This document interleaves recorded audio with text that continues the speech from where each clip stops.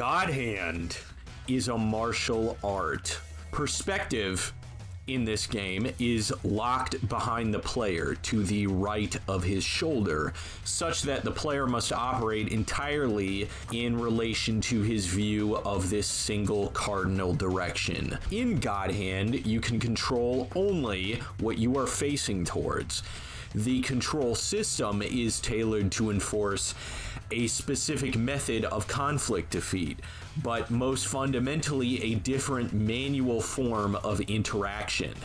Literally, this game requires you to reconfigure the muscles in your hand. It doesn't control like most, if any, other action games. Anyone who plays it for the first time or who recalls playing it for the first time will notice this, that it takes getting used to the controls to really become good or even passable at the game. Dodging and attacking are done with the same hand, the right thumb.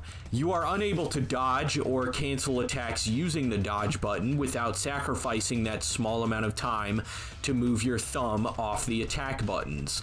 On the other hand, you can't cancel a dodge, you can't move back into attacking without sacrificing that same small amount of time. There will always be this trade-off due to the layout of the controls. The director, Shinji Mikami, and the developers intended and achieved a total manual separation of attacking and evading, and additionally, a focus of all attacks into a single cardinal direction. All this together, I argue, demonstrates that Mikami has introduced the player to a martial art in the abstract sense of gameplay form. To play God Hand is to learn it as though it were a martial art, its own style and intricacies, as well as how it moves the player's avatar, Jean, through the real space inside the stages of the game. Attacking and defending both have standardized modes, where attacking is all striking, defending is all evading. God Hand has no block button. If you want to avoid damage, you have to move. Evasion is furthermore not actually a unique mechanic separate from moving, it's just an alternate method of movement, or rather the result of proper movement. All damage in-game comes from the real interaction of hitboxes and hurtboxes in the space of the level. The reason I use the term is because the aforementioned definition distinguishes it from brawlers or action games which are not designed such that units of the game, be they enemy or avatar, interact on this basis.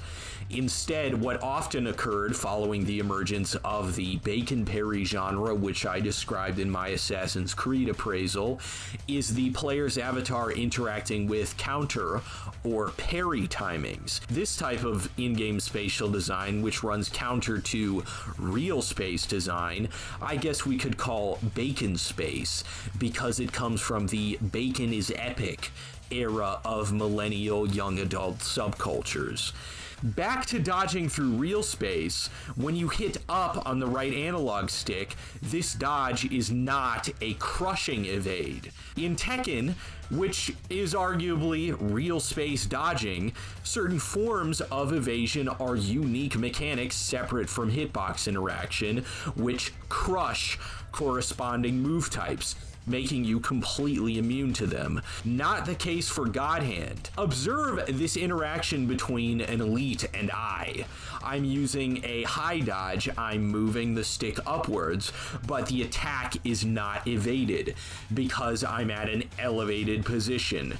When I originally played this game years ago on my PS2, I actually thought that dodging movements were tailored per move on what attacks they could crush. As we can see by this evidence, they are not. All of the game's combat interactions are standardized in movement through space. The martial art of the God Hand requires visuospatial awareness of the range and vulnerabilities of techniques, the way they move through space, and where you are in space in relation to those techniques when they are used. These are not arbitrary facts, as with Bacon space, but prerequisite knowledge for combat performance. It would be pointless to talk merely about the fact that combat takes place within real space without saying how. Obviously, micro-positioning, your place on the screen, all of that comes from the right analog control, and the game is indeed highly micro-positional. In fact, most of what I just described in relation to dodging or evading is an explication of the game's micro-positioning necessities. The right analog, though, isn't a cure-all. It's not a panacea for every threat, unlike how parry buttons usually end up being. You have to use it according to the motion of the enemy's attack. And although there are some iframes, for the most part you can exploit them, such as to just dodge every attack in a random direction. The other thing with dodges is that you stay locked on to a specific enemy. You don't dodge on vectors perpendicular to your perspective. Directions change slightly based on the game's hidden lock-on system. Now, I do think that the lock-on system, although it does lead to some frustrating situations and some situations where the player is deprived of a certain amount of control, it is at least a little bit necessary. It wouldn't be reasonable to expect the player to align himself completely with every enemy he hits, so the game gives you a little bit of leeway and pulls you into whoever you're punching. There are two issues with this. One being that the lock-on is invisible, meaning you can't reliably target enemies with the roulette at range when their formation is staggered and not perfectly adjacent. And sometimes, even if they're perfectly adjacent, it's very finicky. The second being that if you're locked on and just teeing off on an enemy with a God Hand, you end up sort of sliding or drifting across the stage due to the pull of the lock-on combined with this slight forward movement and also the offset of the shoulder camera. Not a huge deal, but worth mentioning due to how it affects your positioning. Significantly, this orbital dodging means you can't angle shoot the intentions of the mechanic and use the dodge to move yourself all over the map, especially out of a bad situation. This is, of course, where the left stick comes in. Where the right stick is important for micro positioning, the left stick is for macro positioning. Backflipping is pretty cool and often works for one or two enemies throwing punches and kicks, but when three or more start doing dive kicks, flying headbutts, or even radial attacks, you actually do need to turn and run occasionally. You do need to use the rest of the level with the left stick. You have to position in the macroscopic sense properly. And this also affects certain special enemy states or extra damage situations such as wall splats, and your ability to keep an enemy out of your face. I find it interesting that such a macho game has this designed into it, that the hero might sometimes need to turn and reset, a natural thing to do if the player sees an incoming micro or macro positional checkmate, though it is in accordance with the Hong Kong action comedy aesthetic theme that the game takes on. The martial art of the God Hand is one of controlling the enemy, and not merely crowd control, since, as I said before, sometimes the crowd, as you might say, is actually less important than the elite or special unit, and sometimes it is the crowd itself which presents the threat. Either way, you must avoid the enemy checkmate, that is, depriving the player of micro-positional and macro-positional chain. There is a still deeper choice within, as said before, the crowd and the elite. The artificial intelligence of God Hand always organizes into formations, where it is either the greatness in population of a particular enemy type that presents the threat, or a single enemy of a particular type ends up being the principal threat. Before I get into the details of this, I have to get into the detail on the enemy design. Generally, they are divided into grades of regulars and elites, the elites usually being taller. There is a greater number of types of enemies. You've got the guys, girls, fats, thins, munchkins, and demons. There's a rarer type in the samurai and a few other rare types, but they don't show up that often. In fact, the samurai only show up in one stage, though they're still worth mentioning even if they're not all over the place like everybody else. Guys generally just punch and kick. They have a suplex and a knee strike grab. Fats do sumo slaps and have one big throw that they use way more often than the normal guys, but their most dangerous and annoying move is the flying headbutt, which can hit you from across the map. Girls get in your face really fast and throw long-range, high roundhouses with their heels, but their most dangerous ability, at least in my playthrough, was their unbreakable slap grab. Girls with whips are probably the most infuriating enemy in the game. I really had trouble getting the dodge into my muscle memory for the front whip attack, and on top of that, they have a long-range, unbreakable throw, which is obviously very dangerous. Thins are knife throwers and generally try to stay behind guys and girls, but they also have a flurry of knife strikes they'll throw out if you get close. Munchkins are really annoying since they move super long distances very fast, but you can easily juggle them and launch them into their friends like bowling balls. It's a very interesting and cool enemy design. Demons are special enemies who have a chance to emerge from knocked out enemies of other types. They are faster and stronger than any other enemy in the game. Each of the types are then subdivided into subtypes or tribes, like the Mohawk tribe, the snake-style guys, robots, and so on. There's a lot of variation, but what's really insane about the design here, insanely good, is seeing their AI mingle together cohesively and actively to defeat you. The enemy tribes never split up into groups for you to defeat easily. They take formations according to the strengths and weaknesses of each. They'll also rearrange when you break their formation. They'll go in to disrupt your flow if you dizzy their friend. They'll jump back and reset if you try and sweep them during their punch combos. They'll get in your face if one of their allies has a long-range ability. They're very intelligent and very formidable enemies. You can see how the confrontations are arranged to generate the aforementioned choice of the single huge problem against the many problems, since they'll sometimes give you a ton of girls at the same time, or a group of non-girl regulars with a whip girl.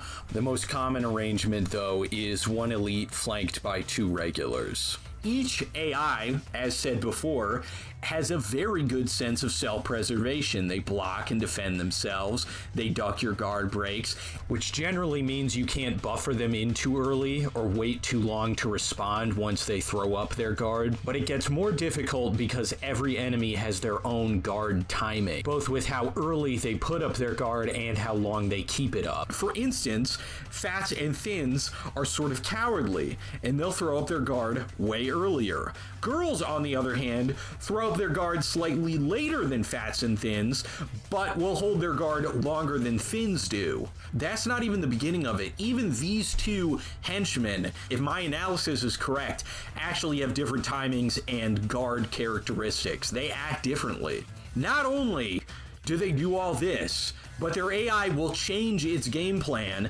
depending on how hard you're beating them. Remember when I said that they'll attack you if one of them is dizzied? They'll protect their weaknesses through formations and actively protect each other while one of them is weak. When one enemy gets dizzied, the others start throwing out attacks wildly in the hopes of preventing you from capitalizing on that. The game intends to prevent you from capitalizing on whatever edge you just gained. So really, no advantage in this game is acquired for free. The way you can route this game is so cool. Now, it is based on the basic premise of a beat 'em up with pickups, power-ups, and environmental stuff being placed around the maps. But the way it's done, the execution of it, has a very high degree of merit. Routing is split up basically into variables and constants, like an equation. You have the variables, which are the power-ups, and then you have the constants, which are the pickups. And power-ups do not despawn. Once they've dropped, they stay in the level until you pick them up or you leave that part of the level. So you have a fundamental game plan, which is approaching the level based on who's going to be in it, what pickups are in it, what kind of weapons are in it, as well as what resources you have going into the level, and then you can change that game plan based on what power-ups you get when. But because power-ups don't despawn, that means you don't have to change your game plan in the immediate sense either. You can run back and get the power-up and apply it on a later encounter in the same map. There's no timer for power-ups until you actually pick them up. So this creates routing which is just as fluid and agentic as the fundamental mechanics. It's very impressive what a small change as non-despawning power-ups can affect in the greater gameplay. As for the fundamentals, as I mentioned before, everything is normalized, standardized as striking on offense or evading on defense. But there are 3 exceptions, being roulette options, knockdown options, and dizzy options. Every unit in the game, you and your ops, have a hidden dizzy meter that racks up whenever the unit gets hit multiple times in succession, or gets hit by a very powerful attack. When the player dizzies an enemy, you get a dizzy option on your circle button, and when in proximity, you can activate this for a short period of invulnerable damage output towards the dizzied enemy. When I say every unit, I mean every unit, from the smallest munchkins to Satan himself. I do have one qualm with dizzying, which is that there's no dizzy meter for you or your enemies.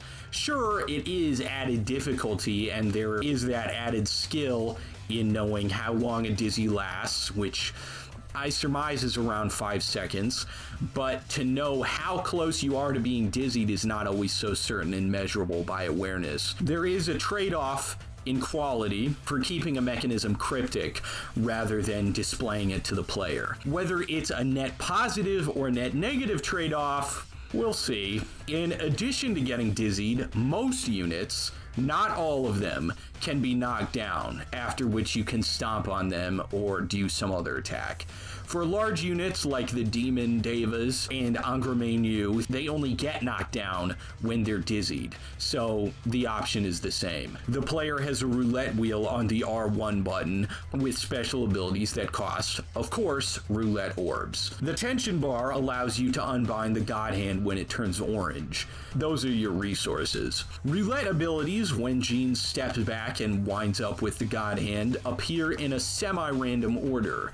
And I say semi-random since they show up in order of price, but within those categories, they're randomized. They might be on a pseudo-random distribution within that.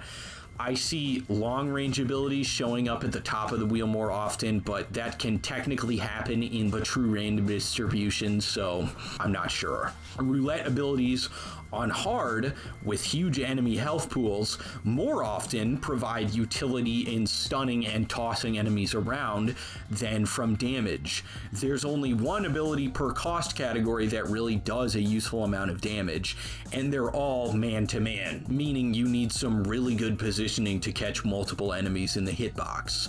There, again, is a sign of a martial art. There is always some greater reward to be brought out of the game from manual familiarity and gameplay skill than from just spamming roulette abilities, which you're not really able to anyway, given that you can only have max 4 orbs. In regards to skill and positioning, you can take a serious advantage from the space of the game by putting the enemy right between you and the wall. as stated before. The enemy takes damage if they get attacked or launched and smash into a wall or another enemy behind them. This mechanic in itself is just totally awesome, and gets more awesome because you can cancel your attacks by dodging. So fast launchers like the high sidekick can be repeatedly canceled like a hammer to damage the enemy in arguably the least risky way possible. This is the player's checkmate, though, because you have to take your digit off the face buttons to dodge cancel, this loop is in itself another martial arts skill that the game forces you to learn, because if you fail to cancel in time or can't keep up the rhythm, the enemy will mid-air backflip, he will tech roll right back to right himself or just fall onto the ground and get back up. These come from the fundamental system, so there is a lot of merit in them in the way they sort of transform at the higher level of gameplay. There are an insane amount of moves in this game on both the roulette and the technique list. The technique list on its own has 114 entries. Techniques all do different damage, all have different startup and recovery. The recovery, I think, is also affected by the order you put them into your main combo sequence, and also which limb the previous attack uses. My moveset for most of the game was to load up on high damage, non-launching punches on the square button, with a few multi-punches loaded in there for the extra dizzy meter, then flying knee on triangle, sidekick on X, God charged punch on back triangle, God breaker on back square, then palm strike on back X. I changed it a few times on occasion, but for the most part, I didn't really deviate from this. You can play the game really with almost any arrangement of techniques you want. I've seen playthroughs using movesets utterly foreign to my hands, so there are really not many movesets that I imagine are totally ineffective. Again, due to the way that the player's attacks are designed, due to the way evasion is designed, due to the way the fundamentals work, you can succeed at pretty much anything, and that is a merit of them. You also can't cheese enemy block patterns, as said before, by loading up a guard break on your square sequence, because enemies will duck it. It's difficult in general to create truly cheesy sequences or find cheesy degenerate moves because of the conflict in enemy design, which is awesome. That means they did a good job. It's not perfect though. There are some ways to cheese.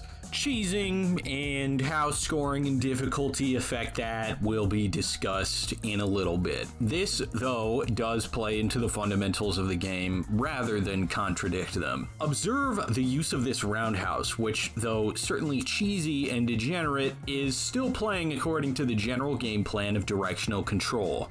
The enemies duck it occasionally. They are still able to respond. It doesn't break their AI or evade in bizarre ways, it just has a very pronounced wide hitbox that allows me to intercept multiple adjacent enemies at a distance. Furthermore, cheese like this, if it ever shows up, degenerate gameplay is rarely as effective as a full familiarity and skill with the game as a whole. Knowing the martial art is better for using it. Due to the way enemies are designed in their response to attacks, positioning, and the variety of attack patterns they employ, you can't put up a playstyle both effective and degenerate unless you actually are good at the game. So I would say that's excellent mechanic design. The sheer number of techniques is tempered, since some are outright worse than others. Some techniques are faster launchers or juggling abilities with larger or meatier hitboxes that come out earlier, basically having better utility and damage among unique moves, but others are just upgraded versions of previous ones. Jab, 1, 2, and 3, Jab of God, straight, 1, 2, and 3, God straight, hooks, uppercuts, charge punch, guard breakers, tons of moves are just upgrades, and that's bad. Making moves upgrades of each other just means that you progressively invalidate the use or purpose of a greater and greater part of the move list as you complete more of the game. It is injurious to the merit of the work of art if it is designed for obsolescence. You aren't really going through meta progression, thankfully. It's technically semi-meta progression because your unlocks persist across clears, but not your purchases or savings. The effect on your savings is good because it gives you a reason to always be spending all of your money through a given run. But what's the point of that if money is only spent on upgrades rather than resources or something else? Resetting progression is better design, but progression without meaning or timing, what is the purpose in that?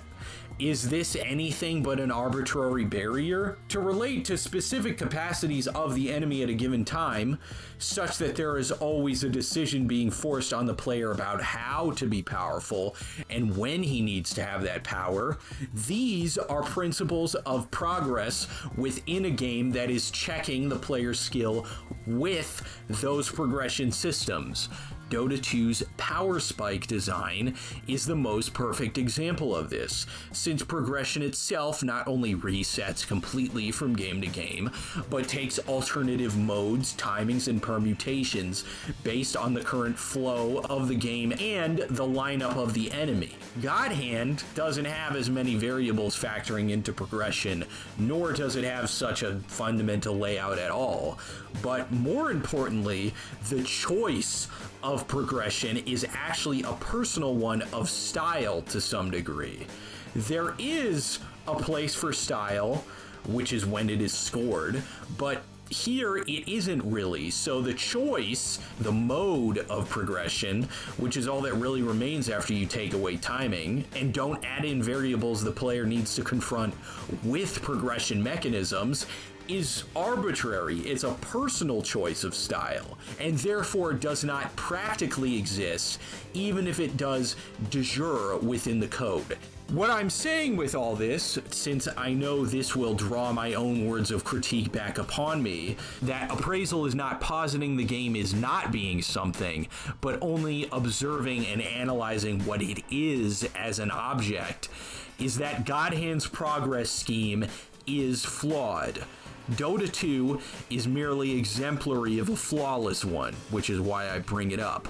There is no inherent flaw in God Hand's choice to implement a progression mechanic, and as I said before, rare are the designs which are inherently bad. I am instead observing certain errors, unsound decisions, and logical contradictions in its execution. There is a connecting issue in the way progression is affected by difficulty setting or difficulty mode. Progression is tied to performance, at least, since the amount of gold you get is based on the level you achieve within the adaptive difficulty system. This presents and ties into a whole set of features injurious to the game that come with the way overall difficulty works and how scoring works in relation to that. There are 3 difficulty modes or overall difficulties: easy, normal, and hard. The adaptive difficulty that takes place during combat, during the actual play of the game, is different from this.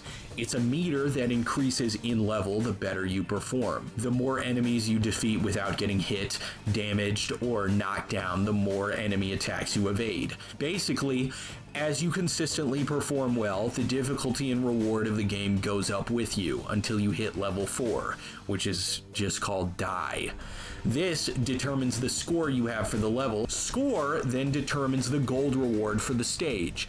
The less continues used, the more enemies defeated at level die, the greater the gold. This would be perfectly fine if normal was the only difficulty setting, but it isn't.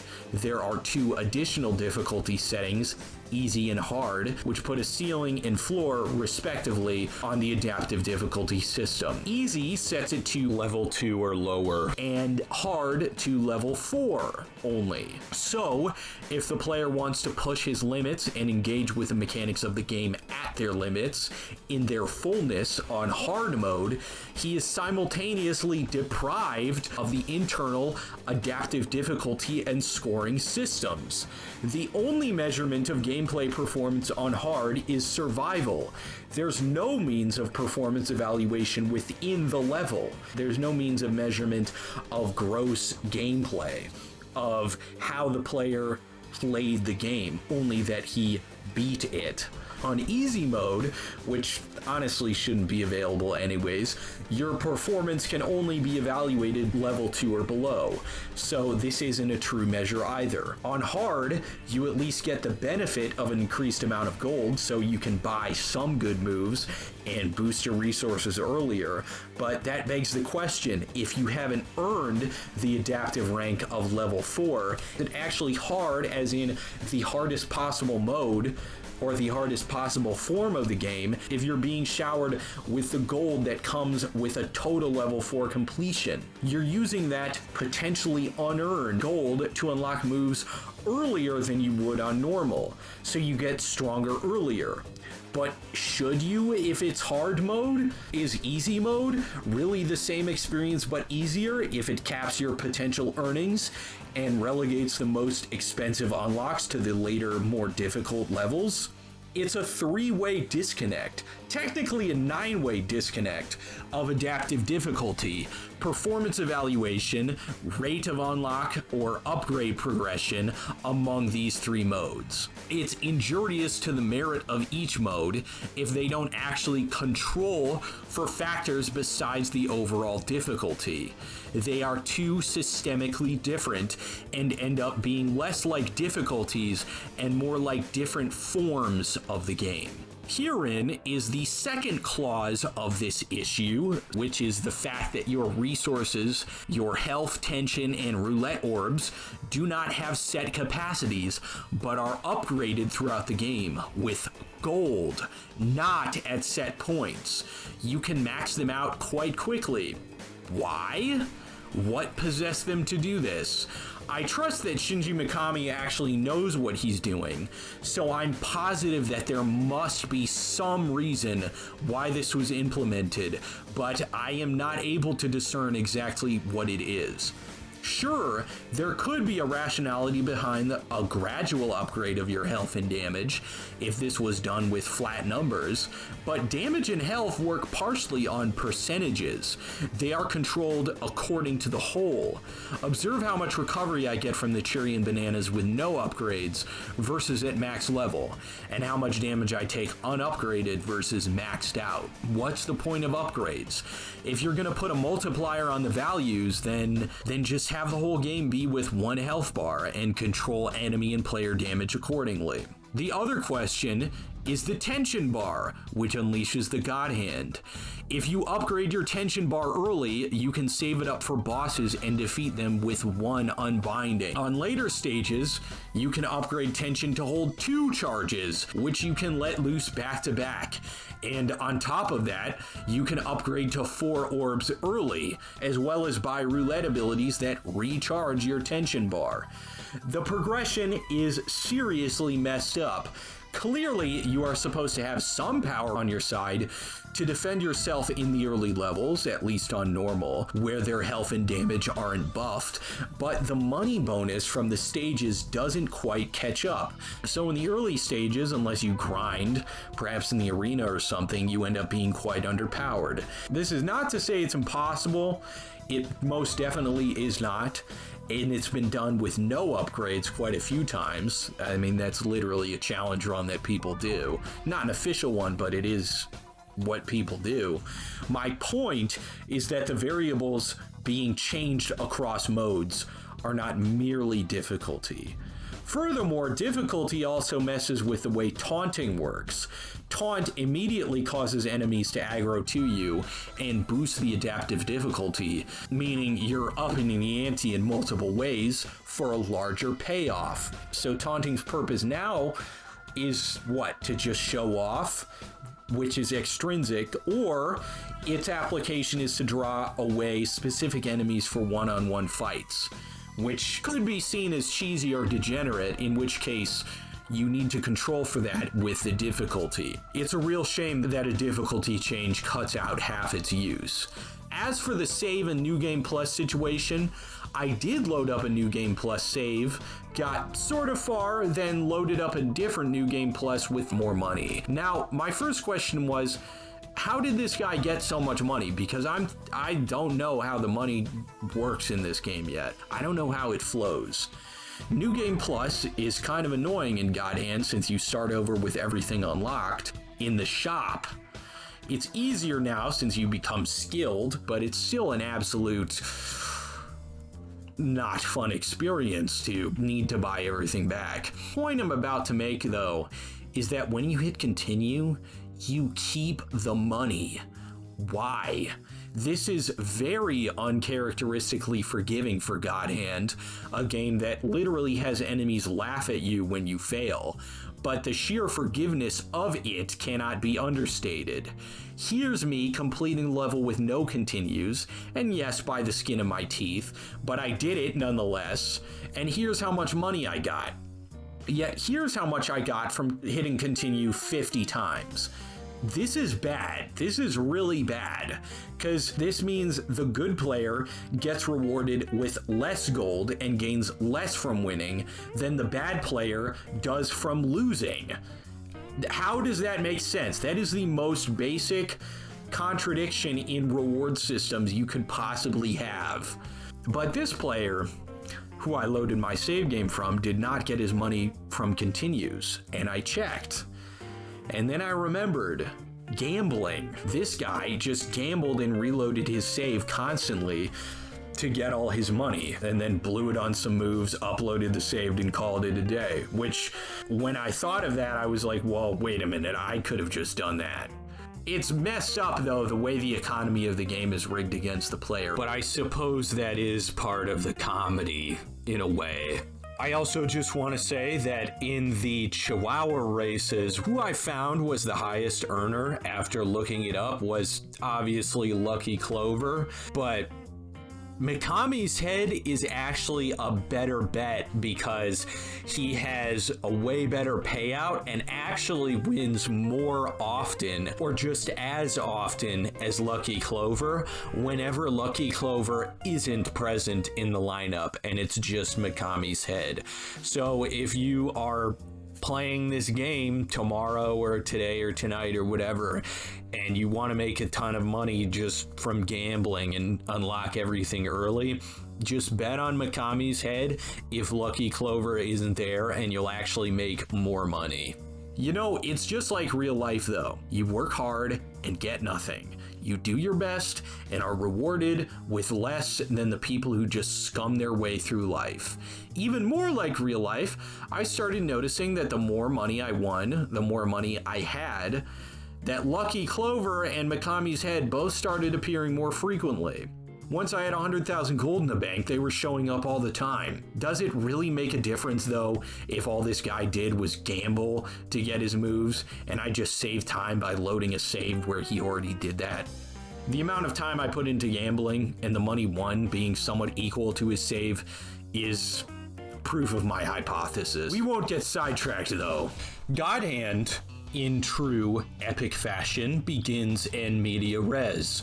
You're assailed first by two regulars, and with this encounter, I would like to reassert my position that God Hand manually resembles a martial art. Here is how I fought these guys the first time, and the most recent time I played.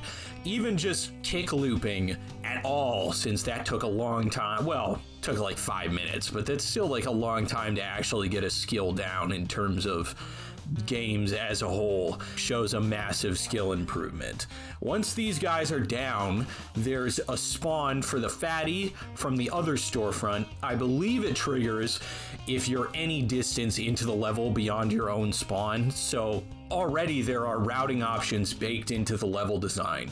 You can draw the two regulars back towards these crates, then take on the beam holding guy in the little alley here, or trigger the fatty spawn and kick his ass. I chose the latter. The store or bar has 2 boxes upstairs and an exploding barrel outside. There's also a few boxes inside the big saloon upstairs, but that's it for the objects on this side of the stables. There's a trick I used on this level that skips an extra bad guy spawn. I'll tell you about that in a second. Take a box, go around back to defeat the beam guy. If you exit through the back door, he'll hit you over the head, or try to, so gotta go all the way around.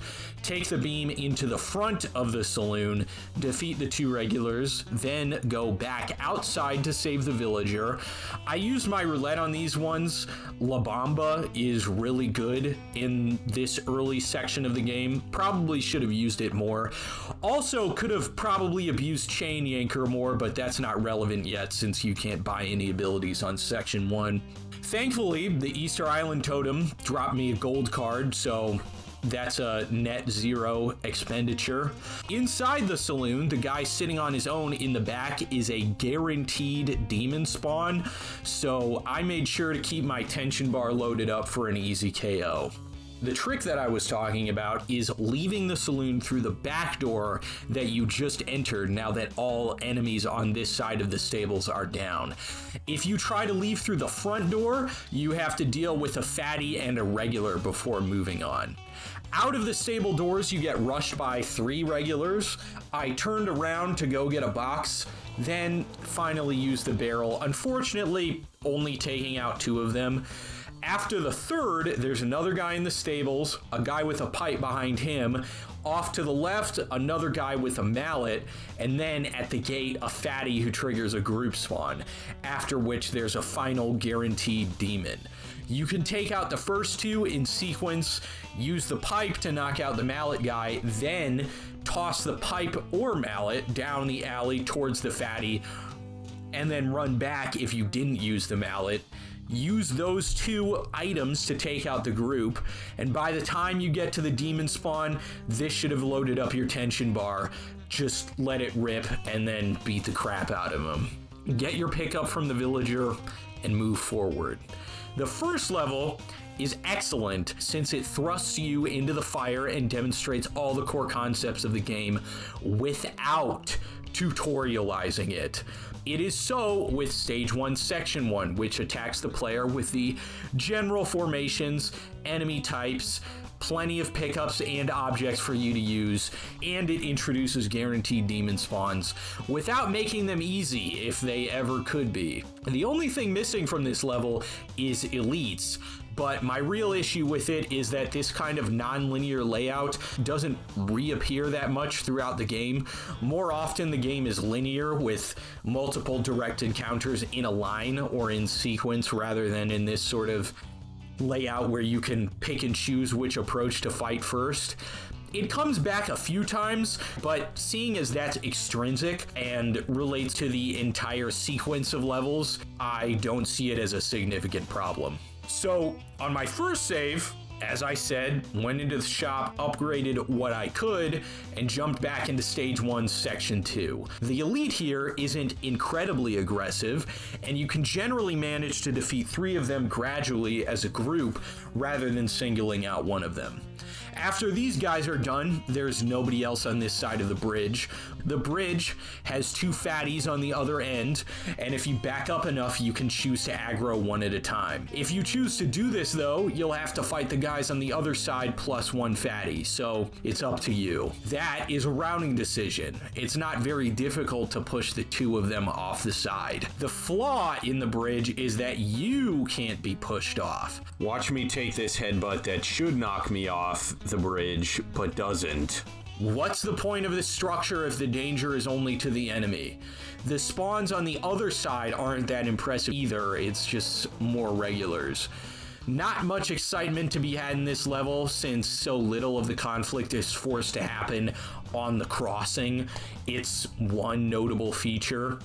What is the point of the giant unused space behind the spawn and the alley over here? Besides hiding this little lady's challenge, I can't quite find one. It is bad level design to have so much unused space, and I would have preferred some more spawns, but it is going to be a trend. The game does have a lot of unused space. It is so the player can create distance and route encounters, given that the enemies have a very large range for which their aggression turns on. But the giant empty space in the background is the worst part. Section 3 is another non-linear one. You exit the elevator into another small settlement with 2 buildings on one side of the gate and 1 building on the other. Roughly 9 encounters in this level, and I'm pretty sure you can take the first 5 in any order you want. Saving the villager triggers additional spawns and then a munchkin chase. I always take out the regular and elite right in front of me first, since they're pretty much the easiest. Then I move inside the saloon, which has 2 more regulars, then the regulars outside this building, and the elite inside. The beam can be used on some of these, but as you can see, I did not use my resources well and got my ass kicked. The neat thing about the first encounter is that if you're fast enough, you can actually pick up the beam before your enemies. They don't start holding the beam. It's the same for this munchkin chase. If you're fast enough, you can toss your weapon at him and stop him early. Before you can get to him, though, you need to take out a regular and a fatty, and then 2 more regulars. Then another regular with a mallet. These guys don't need any real resources. I'd save it for the 2 elites around the corner. Once you're done giving the antidote to the villager, he gives you some cool treasure. Then I usually take the explosive barrel and use it to kill the guys on the elevator. It's very useful for that. Finally, the lone fatty on door duty is an easy KO. The space distribution and use in this level is much better than the previous, but there's still a gigantic open plain behind the spawn, or rather adjacent to the spawn, that does nothing and exists for no reason. There's also not an even distribution of enemies between the 2 partitions of the map, at least not in terms of difficulty of the layout. You've got 4 elites on one side of the gate and none on the other. That is ridiculously front-loaded and off balance. Section 4 is quite difficult as a beginner. It's a single room wave level that tests your resources if you're under progressed. If you are properly progressed, it's not really a challenge at all, and you'll see that in a minute. It gradually gets more difficult until you have to defeat these 2 carnival guys. This is basically your introduction to the game for real. It is a hard skill check where either you've gotten good enough at the basic systems or you gambled hard enough to buy some good moves. And if you didn't do either, you're cooked and it's Jover. The waves are 2 short hawks, 2 bandanas, 2 fatties, 2 elites, and then the mini boss. In all honesty, trying to brute force this was the completely wrong strategy, since I learned literally nothing except that this roundhouse has really good properties, which I actually mentioned in the mechanics section of this appraisal. So once I had loaded that save I mentioned with the moves bot with gambling money, this whole thing got way easier. Check out the difference in damage. This is insane. This is almost like, why do you let the player buy moves in section 1? It's a very questionable decision. If you save up the God Hand for the mini boss, you can defeat them very easily, almost within 1 charge if you've got high enough damage moves, and catch them both within your hitboxes. This is an issue with both the progression systems and with the balance of the early levels. Although the very first section is okay, since you're not able to buy any moves, and thus the statistics and resources are all perfectly tuned. Once Gene gets to the casino, or even just the Chihuahua races, it's over with. You can stack bands like crazy and completely outpace the kind of damage the early sections are tuned for. This level in layout is actually good. In fact, I think this kind of gauntlet is a great way to check the player prior to the stage's real boss. But unfortunately, you aren't forced to appreciate that due to the progression system letting you become way too powerful. The task in Section 5 is to sneak into Elvis's crib, although you aren't really sneaking given the amount of noise you have to make. The bad guys are nicely separated by rooms and corridors, with one elite in the immediately adjacent room, 2 regulars down the hall, then an elite, 2 regulars, and a fatty, and behind them, a huge room with waves of bad guy spawns, then upstairs, 1 regular with 2 more elites. This is intriguing at first glance, but doesn't provide as many routing options as Section 1, since you have to go through the hallway guys before you get to anything after them. But you do have options when it comes to the rest of the map. There is a demon spawn. If you don't have any tension, there's also a special interaction you can get if you punch the head off Elvis's statue, which is kind of neat. This level, unlike Section 1, doesn't have any spawn trick. You need to pick up the 3 crosses, which you get from defeating enemies, to unlock the door to the next level. Some will object to this level design, but it is a good way to force the player to confront the enemy while still providing leeway in the tempo and order of confrontations. There are 2 errors in the design here, the first being the Munchkin wave in the trophy room, and the second being that there is some wasted floor space. Munchkins, although not a bad enemy design in their own, in fact, I would argue it's quite good enemy design, don't work well in such huge numbers since the player can just option to obliterate them all at once using each other. The Munchkin, besides its mechanism as a general nuisance by dropping bombs when getting hit in this case, also operates as a fast mover that the player is forced to generally dodge horizontally. In most cases, the player is called to duck the enemy vertically, and the enemy responds to this evasion by grabbing, but the Munchkin inverts this, and the player is incentivized to respond with different movement and attack patterns. The dynamic to conflict resolution is changed with this new enemy, yet this change doesn't occur if you just spawn 20 of them at the same time. All the player does is run around kicking them into each other. They don't present a threat beyond these bombs. So, an unfortunately missed opportunity. If you need a better visual of what I'm talking about, imagine if this amount of Munchkins had been spawned incrementally across each of the waves. The dynamic would have been much better, but it's not a big deal. It is still a good challenge, even if not a very intense one. It's a good section overall, but the only necessary sequential confrontation being the 2 regulars in the hallway rather than the 2 elites upstairs is not very good. Finally, we hit the last section, which is the Elvis boss fight. This is one of 3 confrontations with Elvis, and definitely the easiest. He follows a general pattern of high punches, a radial stomp, and a grab. And he does have other attacks, but you'll see why those aren't important in a few seconds. It's a very simple pattern, but I appreciate that he strikes quickly and mercilessly. The stomp especially is very fast rather than being some huge telegraph swing. Elvis has a great foundation of attack patterns, moves plenty, and stays aggressive, but as with prior sections, the enemy's health pool is not balanced against anyone who invests in and uses their tension bar. If you keep 1 in the chamber, so to speak, or even 4 in the chamber if we're talking about roulette orbs, he can't withstand it. He just doesn't have enough health to survive. The issue of poorly tuned health persists actually for quite a long time with bosses.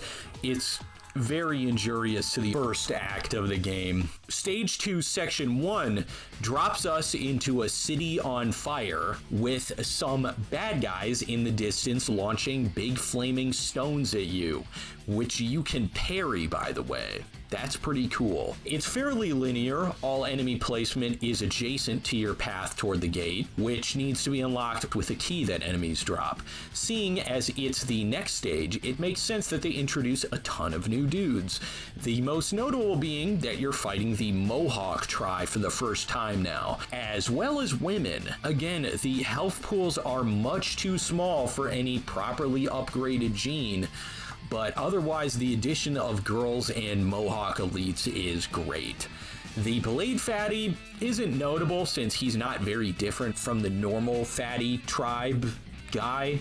The Mohawk Elite, on the other hand, is cool, very cool, since he can be dangerous from both the front and backline position with his hair toss. The bad part of this half is a little wasted space on the left side of the map near the gate. The second half has way too much empty surface area. It's got a few girls, a few regulars, and 2 elites all distributed into one group encounter and a number of 1v1s.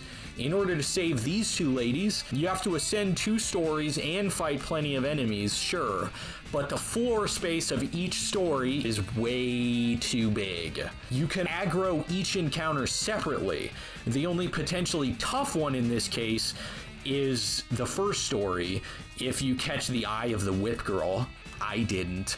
And the little path close to the exit here. This many 1v1s with non-elites is too easy, no matter how underpaid you are coming into this level.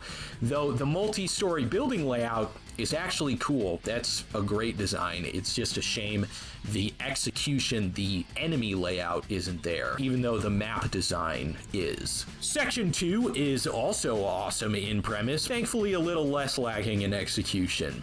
In the first half, Jean needs to save this villager from execution by dynamite, which is an epic way to go out. I don't know why he's complaining. Stomping out the fuse involves positioning, which is neat. It's not just running up to the villager or somewhere and hitting a button.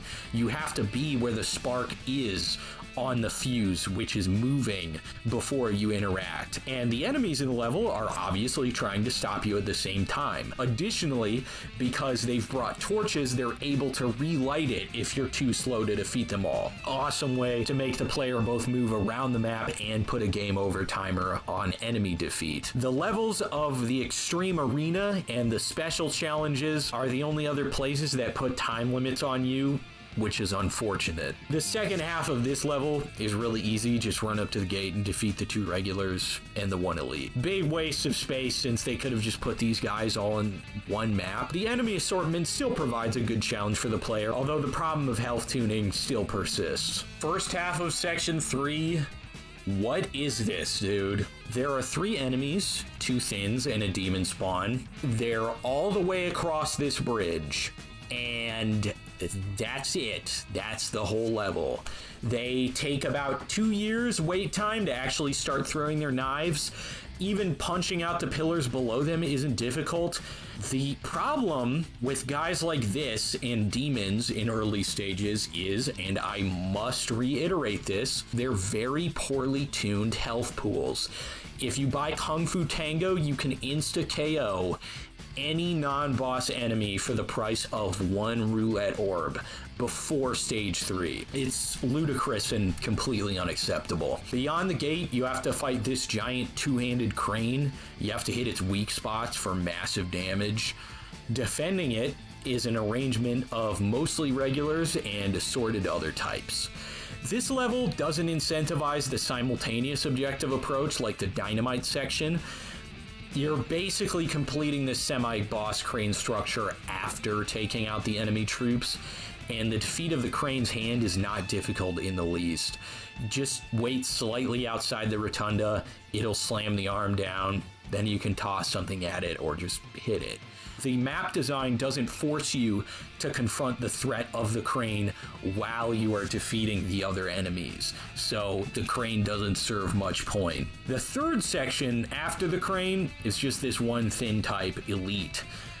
What's the point of him? Not a good level. All these encounters are too distant from each other with very little overlap. Section 4 is another bridge map, but with a booby trap spin. The start is excellent. Your entry is flanked by a Mohawk and a girl, and you can't walk around or avoid them in any way.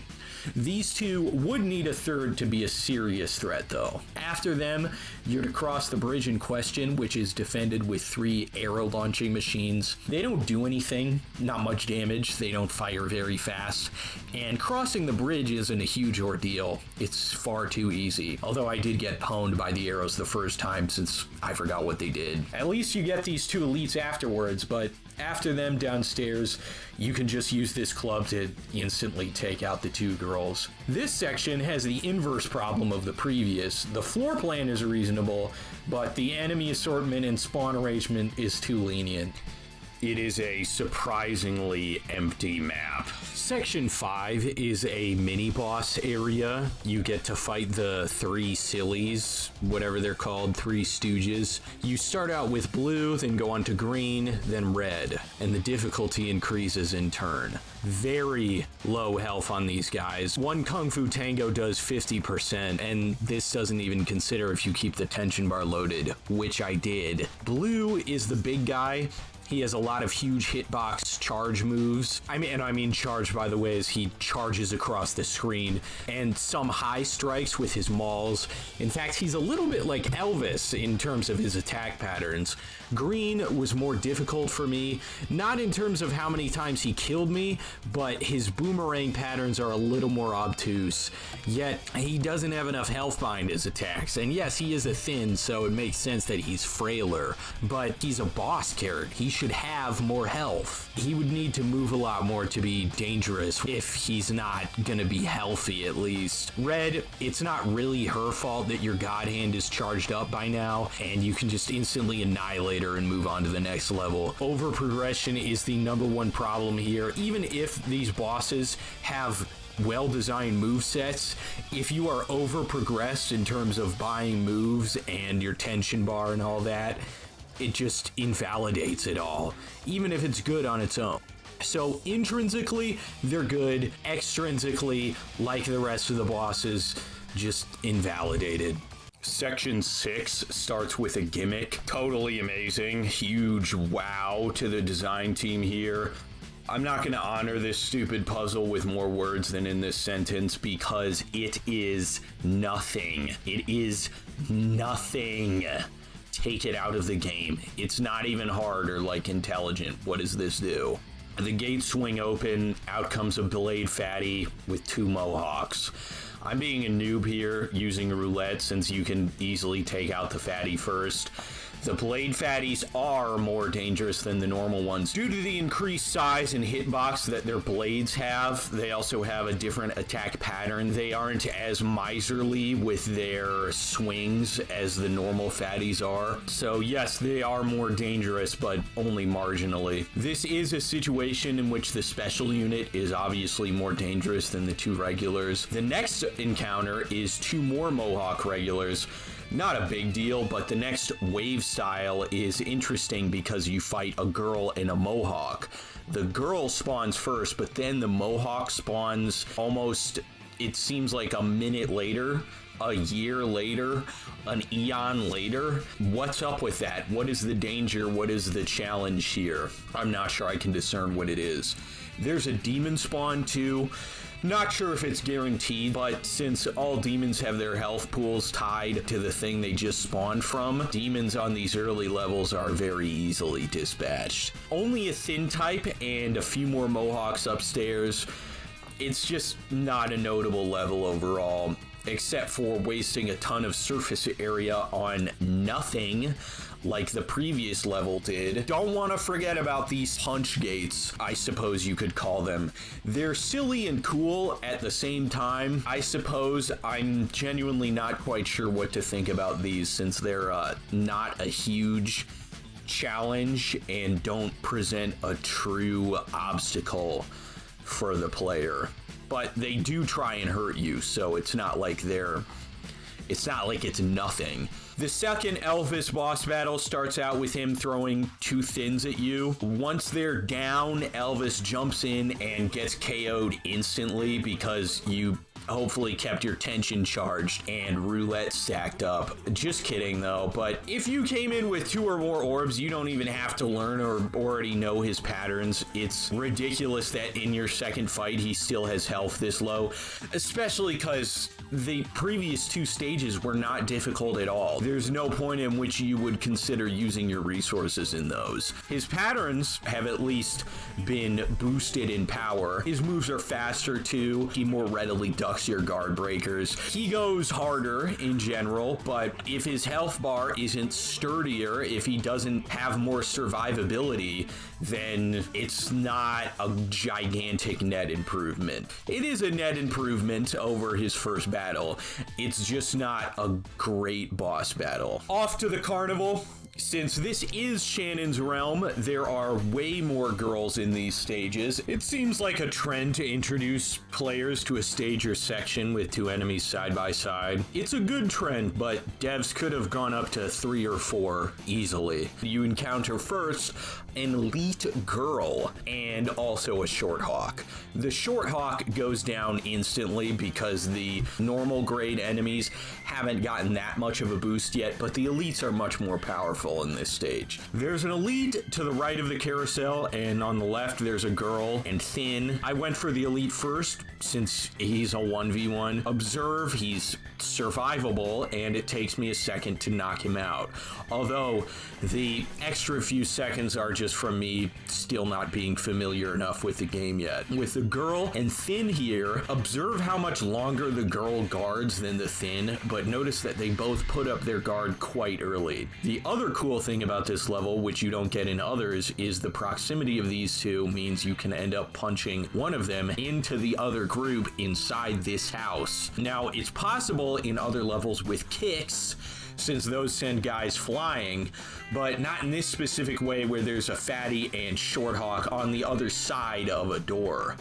The fatties in here are dressed like clowns, which I find quite amusing, although it makes me kind of sad to hurt clowns given how cowardly and unintelligent they are. Once you're done, a girl and a guy burst through the gate, and under the next arch is another pair. This time a regular and a Thin, but in that case, you'll basically automatically draw the aggression of a second regular from the little maze behind them, so it's really a trio. To these 5, there's guaranteed at least 1 demon spawn. The rest of these spawn types aren't very difficult to deal with until you get to kill a crab. So keep a roulette for the demon, but otherwise they're easy. Same with most of the 1v1 encounters in the spinning blade maze.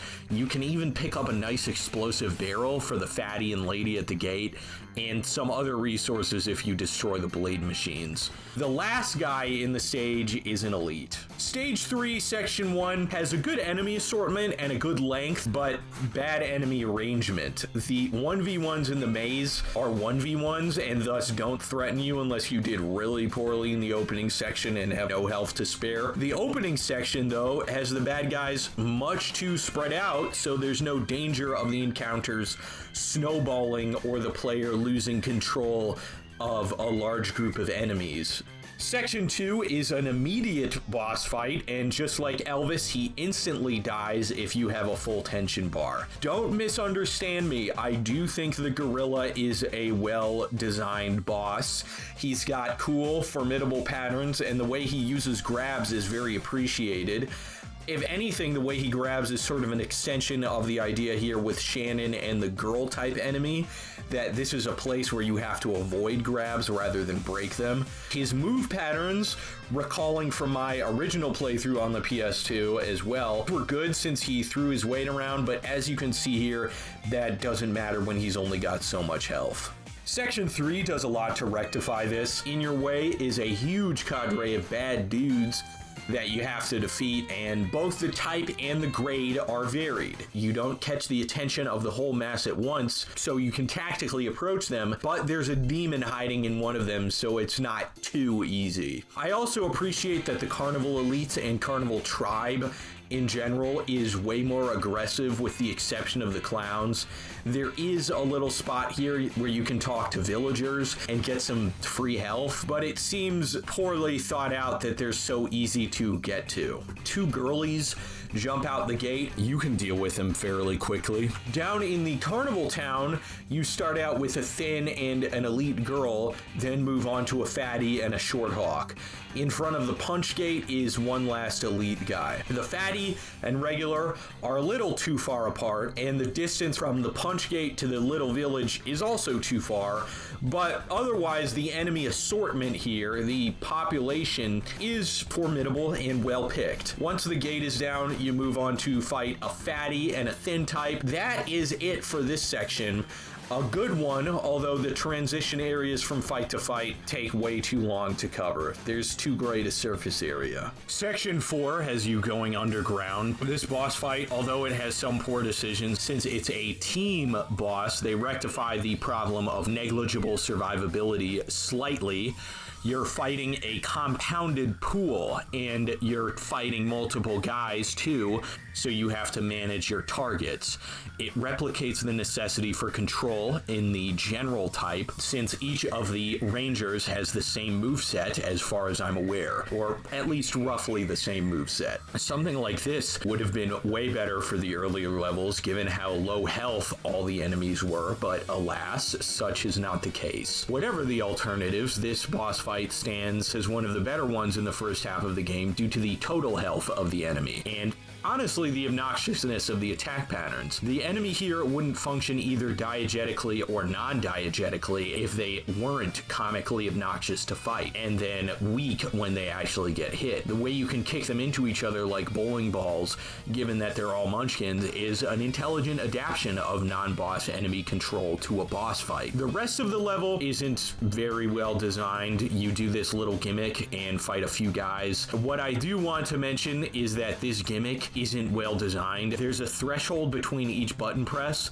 so you have to time it to a particular rhythm instead of just pressing the damn button in the order they give it to you. There may be a good way to do this if there were a display like how rhythm games do it. There is a small amount of skill in this gimmick, although I question why it would require such a skill because it's so divorced from the mechanics of the rest of the game, but otherwise I see this as highly injurious to the overall merit of the section. On board the ship, there's a club elite, but he's not a big deal. The big deal is this stupid little blue claw munchkin who is by far the most annoying enemy in the game. Is it good design though?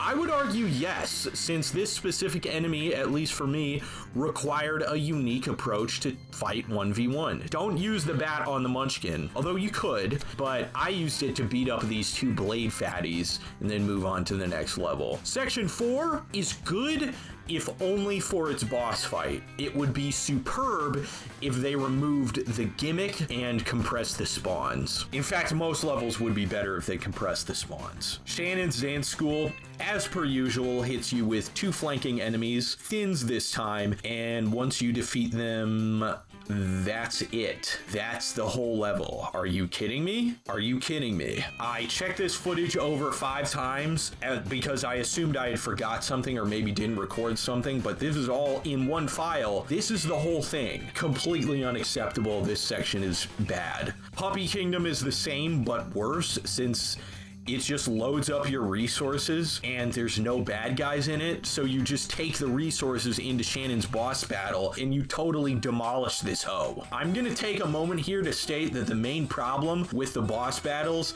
is that 1v1s are actually the easiest part of God Hand. I'm pretty sure the devs knew that. Maybe this is balanced better on normal, but normal is too easy. So the real difficulty in the hardest mode, so the real difficulty of the game, more often comes with mini bosses, levels with enemies that, as stated in the beginning of this appraisal, gang up on the player. When you have to manage multiple dangerous targets and sets of attack patterns, that's where the game becomes challenging. 1v1s have to have way more stuff going on, or way more damage, and certainly way more health, so it's just not enough when you face something like this. The other problem is that demon spawn count on hard is actually way too low.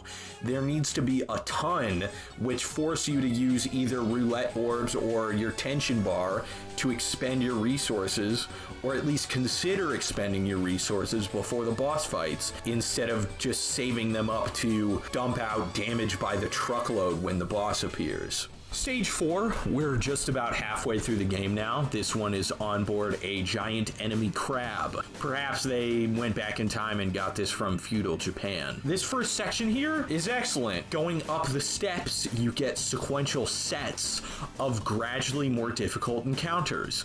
2 girls, 1 whip girl, 1 whip elite, and then 2 more girls. The great thing about girls in this game is that you can't really, for the most part, break their grabs. The only one you can break is the stomp, and this type doesn't use it that much. If they catch you, they catch you, and you're taking the damage from these slaps whether you like it or not.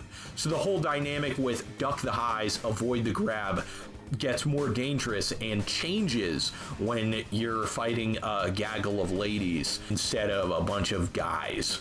The compression of enemies and the guaranteed demon spawn make this an excellent opening level, but that's the whole level. But length is rarely a fault in itself. It can only be considered a fault in relation to the encounter rate. So given that this is one of the higher molarity sections in the game, it's awesome. Section 2 introduces the robot tribe of enemies, the girls, elites, and regular guys. This level starts with a guy right next to you, then 2 girls, then 2 regulars, 1 with a cattle prod, and then the level dumps a trio on you of 2 regulars and an elite.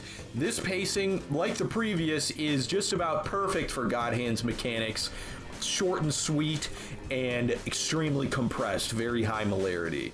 Unfortunately, not as high molarity as the previous one though. The midsection of the level doesn't get enough use, since the trio and other enemies run across that to you when you enter. Kissing a hot chick is basically a small mini game. You have to toss boxes at the guys chasing this hostage across the bridge. It's not difficult in the least, but you get some God Hand bar out of it. Otherwise, we're just moving on to Section 4 with the return of the Three Stooges. This fight is way better than the original since they all jump into the ring at the same time to kick your ass. I struggled plenty with this, most of all because red always hangs out behind or away from blue and green, so it's hard to damage her using your resources. You usually expend them on her friends and then have to deal with her without resources. The thing about the movesets of many of God Hand's enemies, they only really shine in relation to how they weave into the fabric of formations. What is the danger of blue charging or swinging on his own, and green tossing his boomerang on his own, and red throwing her whip around on her own? Only these particular movesets together create the unique characteristics of this encounter and make it difficult, because on their own, they're no big deal at all. Enemy formations also force the player to consider resource expenditure more. 1v1 boss fights can really easily be defeated by spamming your roulette and God Hand over and over, and even the later boss fights are often just survive until you can break the bracer and let it rip with the God Hand. That's true even here. In fact, something that doesn't really come along till here halfway through the game is the strategic use of dizzy options in the midst of the enemy.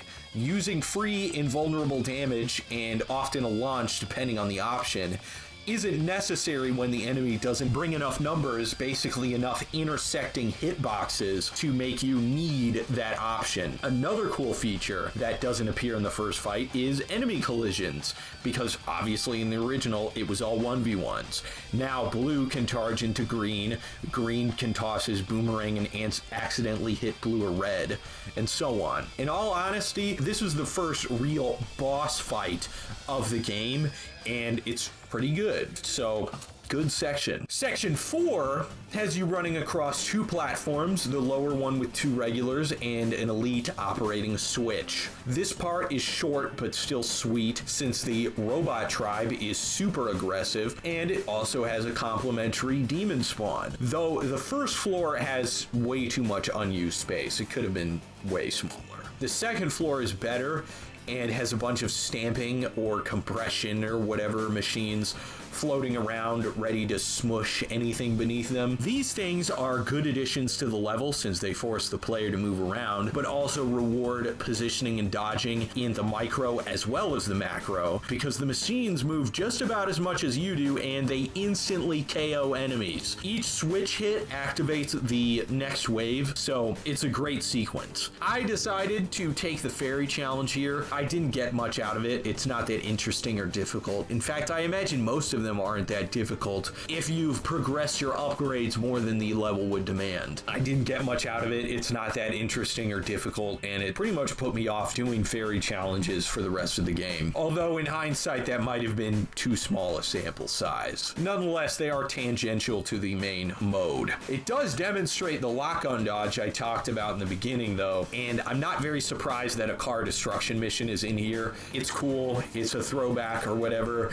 and I enjoyed it, but the execution is lacking because you just defeat all the bad guys in the beginning and just spam moves on the car. The final and surprisingly most arduous part of the level, for me at least, is defeating these two ladies. It's a very small area to fight them, and it took me a few tries since you have very little space to backflip or side dodge their unbreakable grabs. There should have been more of these encounters. This is another pretty good map. The Iron Bridge is where you meet waves of enemies descending from elevators that you activate. I'm sure this first encounter with the elite girl and two regulars is more easily solved by kicking them over the empty spot on the bridge where the other elevator hasn't descended, but it's still a good arrangement here. The next elevator is tougher with 4 girls, one with a whip and an elite. Obviously, the whip is usually the biggest problem and becomes bigger as the amount of enemies protecting it does. However, this level gives you some options with the boxes and the explosive barrel near the entry onto the bridge. There's a rocket-propelled grenade launcher in one of these boxes too, if the explosive barrel wasn't enough.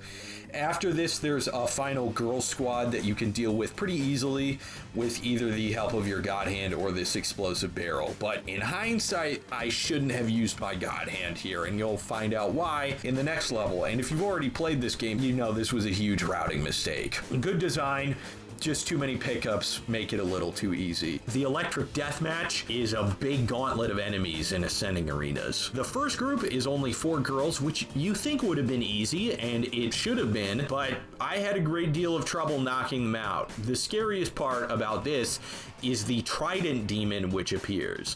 These are probably the most intimidating non-boss enemy in the game since they do so much damage, it's absurd. They are basically a boss in themselves. They're like a mini or micro boss. Then you fight 2 thins and 2 more girls, but you have the trident with you now, so it's not as tough. But I never got used to using the trident. In fact, I think its move pattern kind of sucks. It's not that effective despite the power of the demon it came from. Go upstairs and get the next group, an elite wrestler and lady. I guess the wrestlers in general are kind of their own tribe since they have their own elites like this. I kind of just saw them as normal types, but looking at these two, it's not really true. In fact, this tribe appeared in the previous stage as well. And they have multiple types of elites, which I find very interesting and seems to be good design to me. The tough encounter isn't these two though, it's this guy.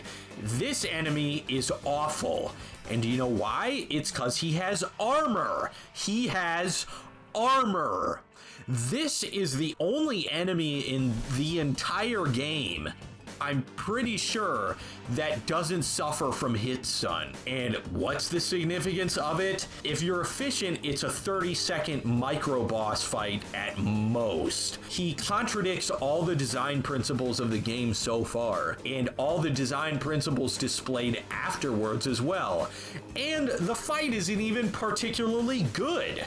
It's okay at best. He moves so little and only forces you to dodge, but you're deprived of the agency that the game otherwise gives you in terms of being able to apply hit stun to your enemy with your attacks and, you know, create a dynamic between the player and the enemy. For what reason they decided that of all places it should be removed here, I cannot perceive that purpose. The rest of the level is great, but the final enemy is very bad. The next boss is Azel the Devil Hand.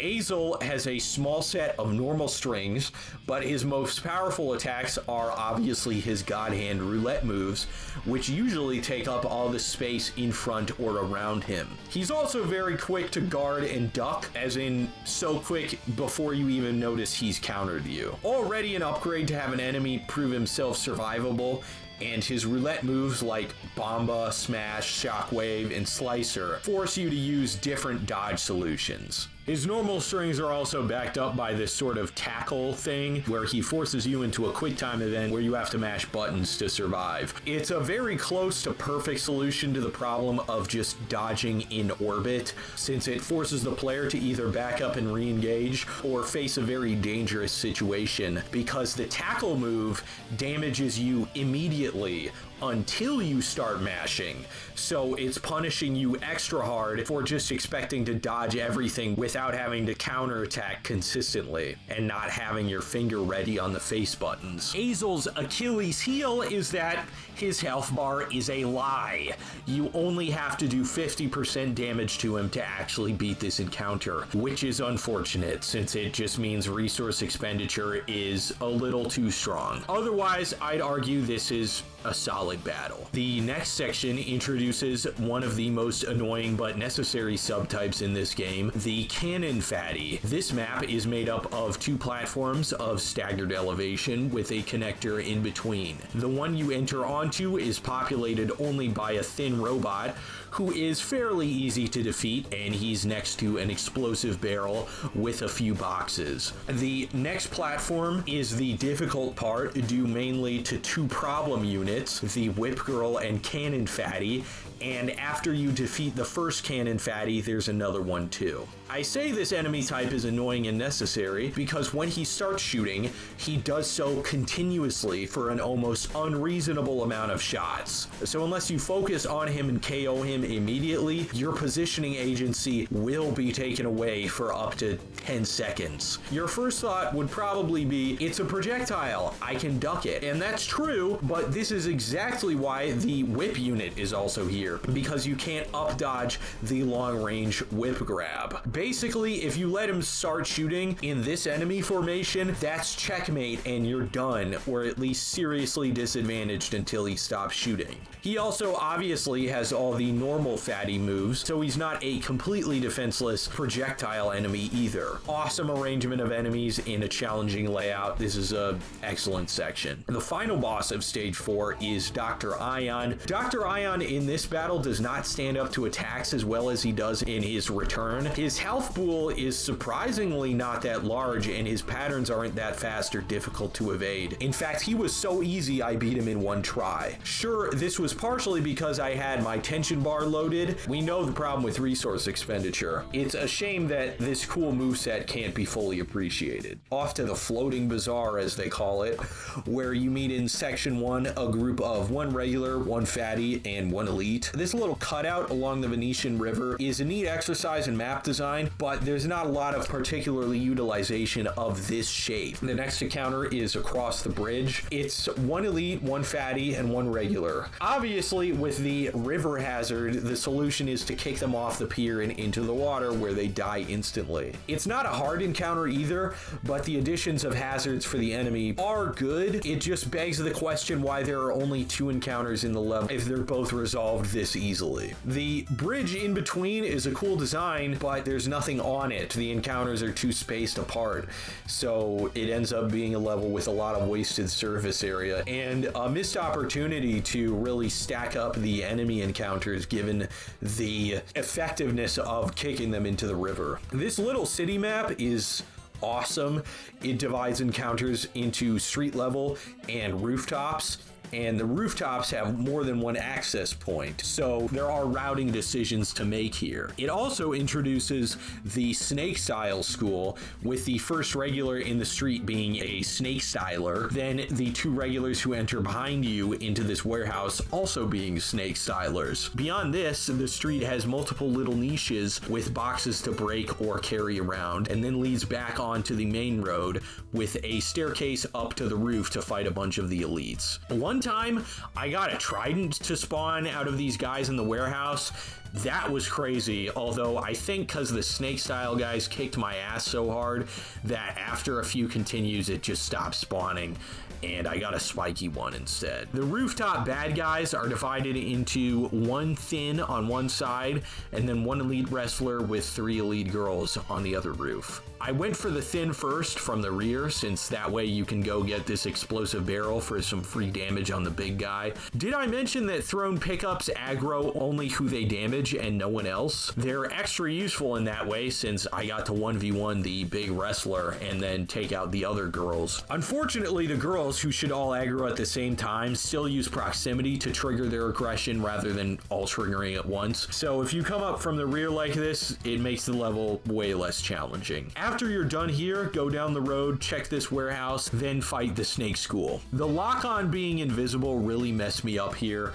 Watch me waste a wild pitch on this low-level goober. This is pretty embarrassing. I expended another roulette though and moved on. Pretty good level. It's just a little too spacious and routed too easily to make the confrontations less challenging. Now we come to a drawbridge guarded by 2 cute girls. One with a blade and the other a whip. This, like on the Kilo Crab, is one of the few encounters in such a small space with enemies who have unbreakable grabs.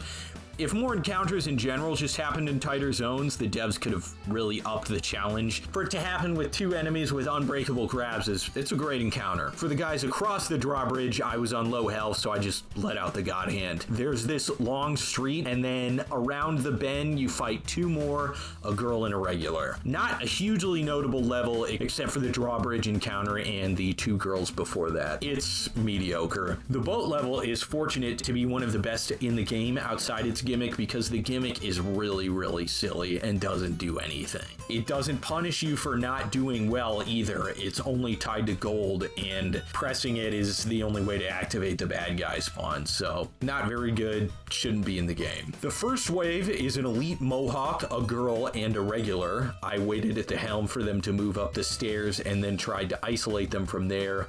That didn't always work, but it's good to start out that way. Enemies spawn in relentlessly, with elites, weapon elites, whip girls, and regulars all joining in eventually. Since there isn't some grand routing strategy when it comes to beating them, besides not using your God Hand and saving it for the mini-boss at the end, even though I didn't end up using it anyway, I'll take this time to mention the fact that this is probably the best, or one of the best, ratios of space to enemy spawns in the game. The reason it's so good, as I see it, is because you can't create a ton of distance by just running if you want to fully reset your positioning. The places you can do that aren't always as distant or open as to benefit the player too greatly. But there is a problem in that if you filter them into these staircases, then it becomes a little bit too easy. Thankfully, though, they are difficult enough that they can fight back against these choke points. As for Axl Rose, or whoever this guitarist is supposed to be, he's maybe the easiest boss, mini-boss in the game to just corner and button mash to death, because his moves don't come out fast enough. Anything you do will just counter him, and eventually you'll move into a wall or corner, after which he has no sufficiently quick reset moves to get you off of him. Look at this. I mean, I feel bad for him. The level itself is superb, though. After you get off the ship, the next level starts with, again, getting flanked by 2 enemies, ladies this time. The enemy assortment obviously is not objectionable, but it's really easy to just kick them off the side. Why? There should be more enemies if you're able to do that. In the building, your first encounter is with a girl and a thin type, and then another whip girl upstairs. I really messed up here, as you can see, but that's just me. It would have been better in terms of arrangement to compress these 2 and the space on the map, rather than make them easier by taking one of them out and making it a 1v1 as they did. The hard part and the well-designed part of this level is once you get the key to the gate, there's a trio of snake stylers that spawn in. I think the usual arrangement of 2 regulars and an elite, given the way the snake school fights, is pretty awesome for the game, given how they can invade your position really fast. But simultaneously, the elite's grab nut punch thing can't be parried. It forces you to act differently, but still on the same principles. And looking back through the game, I think there's some of the more meritorious enemy designs. Section 6 is on a street leading up to a punch gate. It's got a bandana elite and bandana regular bullying a villager. Next to the punch gate are two thins who throw knives at you, and after the gate, a regular and a girl before you move on to the Section 7 boss. It's not great that you aren't forced to knock out the knife throwers, and the fact that there are only 6 enemies on this level with one demon makes it seem like a huge waste of space. This could have easily been wrapped back into Section 5.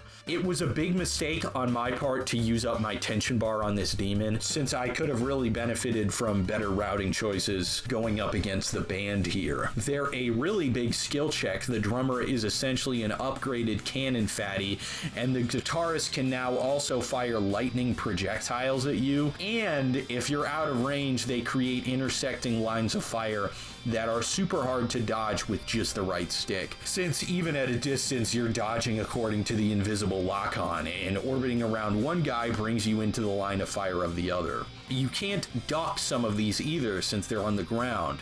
If the guitarist gets knocked down, he starts soloing and shooting little power waves at you, and that is actually a great way to modify how the player treats a downed enemy. The trick I found, the use of the map in this fight, positioning, is to just draw them around the fountain. Since they follow each other single file, you can sort of use this to isolate each guy and then attack them without worry of projectiles. Really though, the best option is to stay at a range where they stick to melee attacks and control their aggression that way. I did this by launching them both to the outside wall of the arena. Luckily enough, one of the pots dropped a dragon card, and I was able to defeat him that way. The God Hand, I could see being an issue if you had your tension fully charged, due to the fact that their health bars are slightly too small, but given that there are 2 of them, it would still require use of the mechanics, the fundamentals of the game, to distribute damage to both of them. As for the rhythm guitarist, as that's who I assume he is, since we already fought the lead guitarist, the problem is the same as on the pirate ship encounter. He can't really defend himself, which is a shame because he looks really cool. After that is this silly stage gimmick with a fatty inside this canister cannonball thing. It's stupid. Remove this part. Demon Elvis is the final boss of stage 5, and I have to say he's an awesome boss fight. Excellently balanced health bar, threatening moveset, aggressive. As a boss, he's everything the previous bosses weren't, and should have been the baseline for 1v1 encounters in the game. The flamethrower and chomp moves are excellent, but not unfair ways to keep the player out of his face, which is exactly where you want to be for all 3 of these demon showdowns. There's a sort of freedom in his patterns.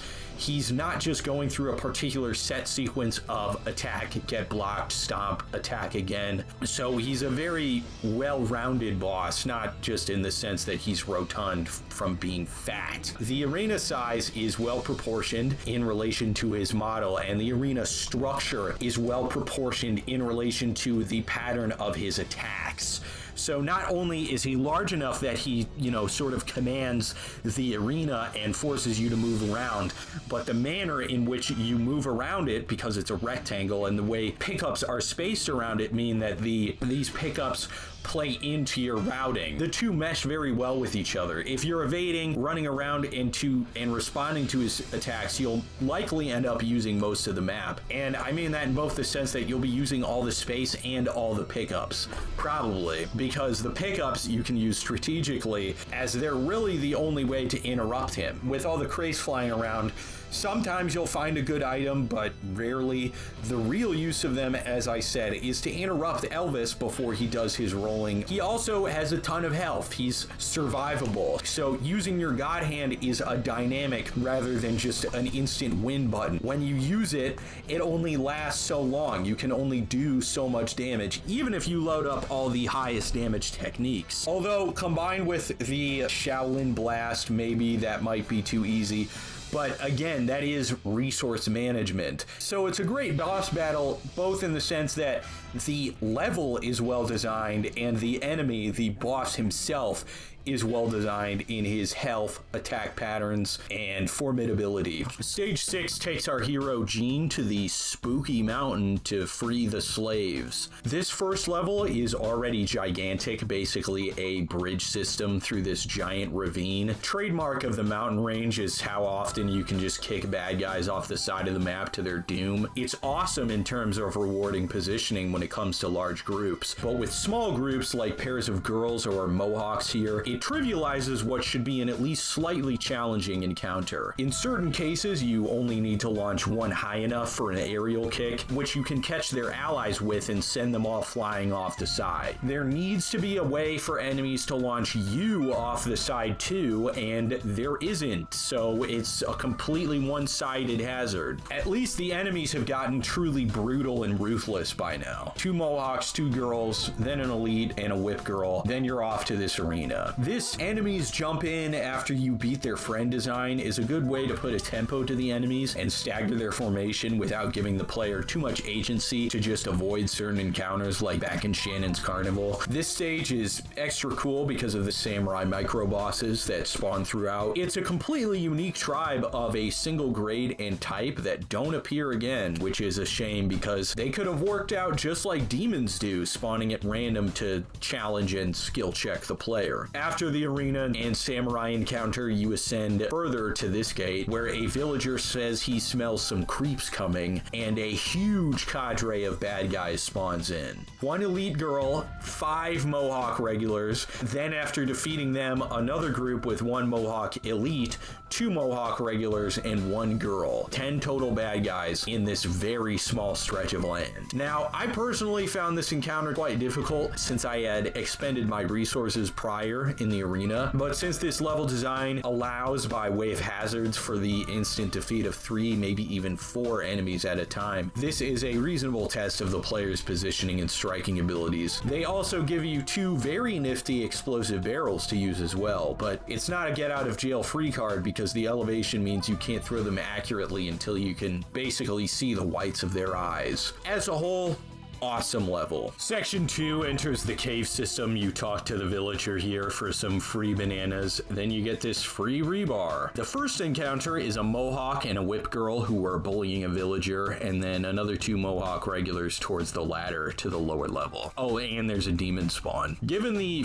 power and frequency of the pickups here with a wood beam, rebar, and mallet, a lot of enemy encounters are going to be decided based on whether you use the power-ups given to you. On the lower level, you fight a new type of enemy, barbarian girls with their twin axes. They have a ton of health, so it's best if you kept one of these weapons from earlier. Enter the cave to save the villagers. You get 3 more enemies, 1 girl, 2 Mohawk regulars. Already the problem with this is that in order to even get into this encounter, you have to pick up rebar, which you will then use on the encounter. Why have something that requires strategic decision making not do that? What is the point of this? Going back up, you get an encounter with a unique micro boss, Tiger Joe, a formidable and recurring opponent. He also doesn't like it when you use your god hand on him, but he doesn't mention that in the first fight. So the first section here, there are a few routing decisions to make, like when and where you're going to use each of the weapons, but it's a little too spacey. The spawns needed to be compressed, and picking up that rebar to go into the encounter is not a good choice at all. Tiger Joe, though, he's pretty cool. Crossing through the gate, you'll be met by a Mohawk elite carrying a metal club. On my first attempt, I just Kung Fu Tangoed him into the pit, although seeing the use of the club after getting my ass kicked later, on a continue, I decided to try and knock it out of his hands first. Didn't work either. The elevated bridge over puts you in a tight space with these 2 girls. I optioned for a roulette move other than Kung Fu Tango, finally, and Typhoon Kick just instantly knocks them off, so great utility on that. And now in the case where you might not insta-kill or insta-KO any enemies with the highest damage roulette move, you start using them for their utility, and thus you see the merit in actually giving enemies health. The last guy is a thin elite, easily dealt with in a 1v1 despite what my gameplay footage would imply. I'm noticing later that these thin elites are part of the Mohawk tribe, which is interesting to me, as are the barbarian girls. girls, actually. The second half of the level is a little worse than the first, although the arrangement of enemies is more compressed. The higher molarity doesn't mean much given that the encounters are a lot less challenging. Revered by Demons immediately puts you into an encounter with a snake school student and some mohawks wielding these torches. The end of this level unlocks when you light these demon maw, or maws, I'm not sure if maws is the plural, with said flame. Once you defeat the regulars and an elite snake styler, a huge gang with 2 mohawks, 1 girl, 1 barbarian girl, 1 elite girl, and 1 elite thin appears from the doorway. I got a really good drop with this babe card since I did not expect this trident demon, but it worked out swimmingly. Got super tense at the end though. The elite girls just constantly do these high kick attacks that really messed with my dodging habits. Habit of backflipping to reset your positioning will not work against every attack pattern, and the elite wrestler girls defeat that specific tactic. The surface area isn't too large, and the second floor being easily accessible means there's a dynamic to kicking enemies down to the lower level, and even a keep out game when they try and come back upstairs. This would be one of the best levels in the game if the bad guy count was increased just a little bit. Shannon's Pet is a slightly stupid level. You start out with a little tutorial on this leap gimmick that is used right after the punch gate. What fundamental mechanic of the game does this gimmick use? None of them? Then it shouldn't be here. If there is a good gimmick, I would say it's this cute little mini game where you throw the bones at the chihuahua, which, although it is a gimmick, is tolerable because it is at least aesthetically pleasing. And yes, I know that is subjective. It doesn't affect my rating of it as an object, but I am saying that it is less ostentatiously infuriating as the ridiculous jump sequence. The path to the gate has 4 fatties, 1 blade, 1 cannon, 1 normal, and a fatty micro boss. If your positioning is good enough, you won't have to deal with cannon fire, and if your positioning is even better, you can draw their aggression out of the tunnel and then kick them off the side. I took this opportunity to use Shaolin Blast once ever. It's a ton of damage, but it doesn't insta-kill the mini boss, even at max orb cost. What's up with that? Not a great payoff if it can't insta-KO a sub-boss enemy, then what is the purpose? By the way, I'm differentiating between boss, mini-boss, and micro-boss, such that bosses are at the end of each stage, mini-bosses are in between with their health bars overhead on the graphic user interface, micro-bosses are above elite-grade enemies, but don't have that overhead health bar. All of that aside, it's not a good level at all. The encounter at the end is the one meritorious part. I have to say, micro bosses like this guy in Tiger Joe should have been way more frequent throughout the main part of the game, as they are some of the few dangerous 1v1 encounters outside of boss sections. Speaking of boss stages, the second encounter with the playing card rangers, apparently in-game called the Mad Midget 5 or Mini 5. This time, since I blew half my tension bar on the previous encounter, I got to interact with the attack patterns and movements of the Mini 5 a lot more, and I have to say they still have one of the better boss movesets in the game, even if they all use the same moveset. The most threatening part of the boss fight is how quickly they can move from one side of the map to the other. They also have combination moves, where they all slide into place to throw an attack of some kind. If you fail to separate or kick them into each other,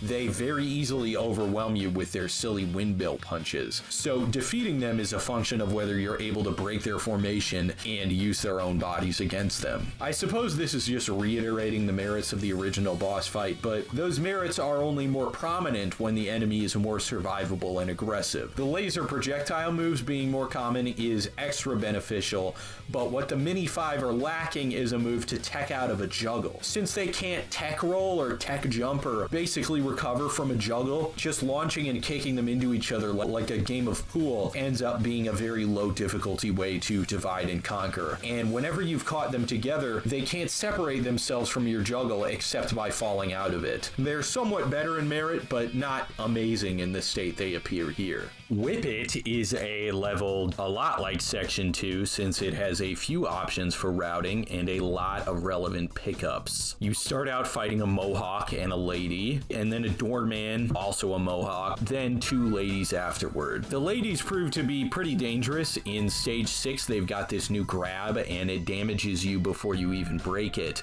Then it does a great deal more damage if you don't. It's a neat way to compromise between the breakable and unbreakable grabs. The second type of compromise that I should mention now is that guys also double up on suplex attempts. If you break one, they reset and attempt again. Both of these options have their merits and deficiencies. There are no significant faults in either of them. It gives extra character to each type of enemy for guys and girls to both have their own approaches to defeat the player who tries to dodge high a little too much. So there's a mallet in these boxes here, and on the other side of the door, 2 Mohawks, one with a wood beam. Where you want to use them is up to you. At this point, you're actually doing more damage than the mallet can. The use of the weapon pickups is actually the hit stun and the inability of the enemy to block them. The question of the mallet doesn't have many answers since you can't really bring both down to the slave arena below. Basically, you want to save the mallet for the demon and the beam for downstairs. I don't know why I activated the God Hand here. Spur of the moment critical mistake. Basically, save all your resources for this arena. You'll first face 2 Mohawks and a lady, then a lady, Mohawk with a club, and Thin Elite, then a barbarian lady and a whip girl. This is definitely some great map design given the way the donut arena means that you hypothetically can't reposition against staggered spawns without the enemy either being in front or behind you. The problem is that the first 2 waves spawn from the same place, so if you back up towards the gate, they will always appear in front. The enemy arrangement is still challenging and should properly tax player resources. The final third here has our hero in a tunnel with boulders rolling down and these alternating cutouts with bad guys inside. Highly meritorious way to simultaneously change the player's approach to positioning and reward the use of the map according to a new method. The boulder, though, should probably be an insta-kill, but that's not my decision. Next, we face arguably the worst boss in the entire game, the telekinetic old guy. This mind maestro old fogey goes against a ton of the fundamental mechanics of the game, mainly by means of his iframe recovery. Contrary to the design of every single other boss in God Hand, the player, no matter how well you are positioned, no matter how well you cancel and rejuggle or stun this mini boss, unless you get him in a special stun state, will do a tech roll and then invincibly enter his normal state, which, unlike every other normal state, is untouchable in the normal manner by plenty of hitboxes. Basically, hitboxes phase through him. They don't work on him when he's on his floating little rock platform. You need a thrown object. That's the only thing that can really affect him. No hitboxes that go super high, even if they go through him, will work on him. All these arbitrary distinctions to challenge what mechanical ability? Positioning? You can evade him by just running around the map, picking up a box and throwing it back.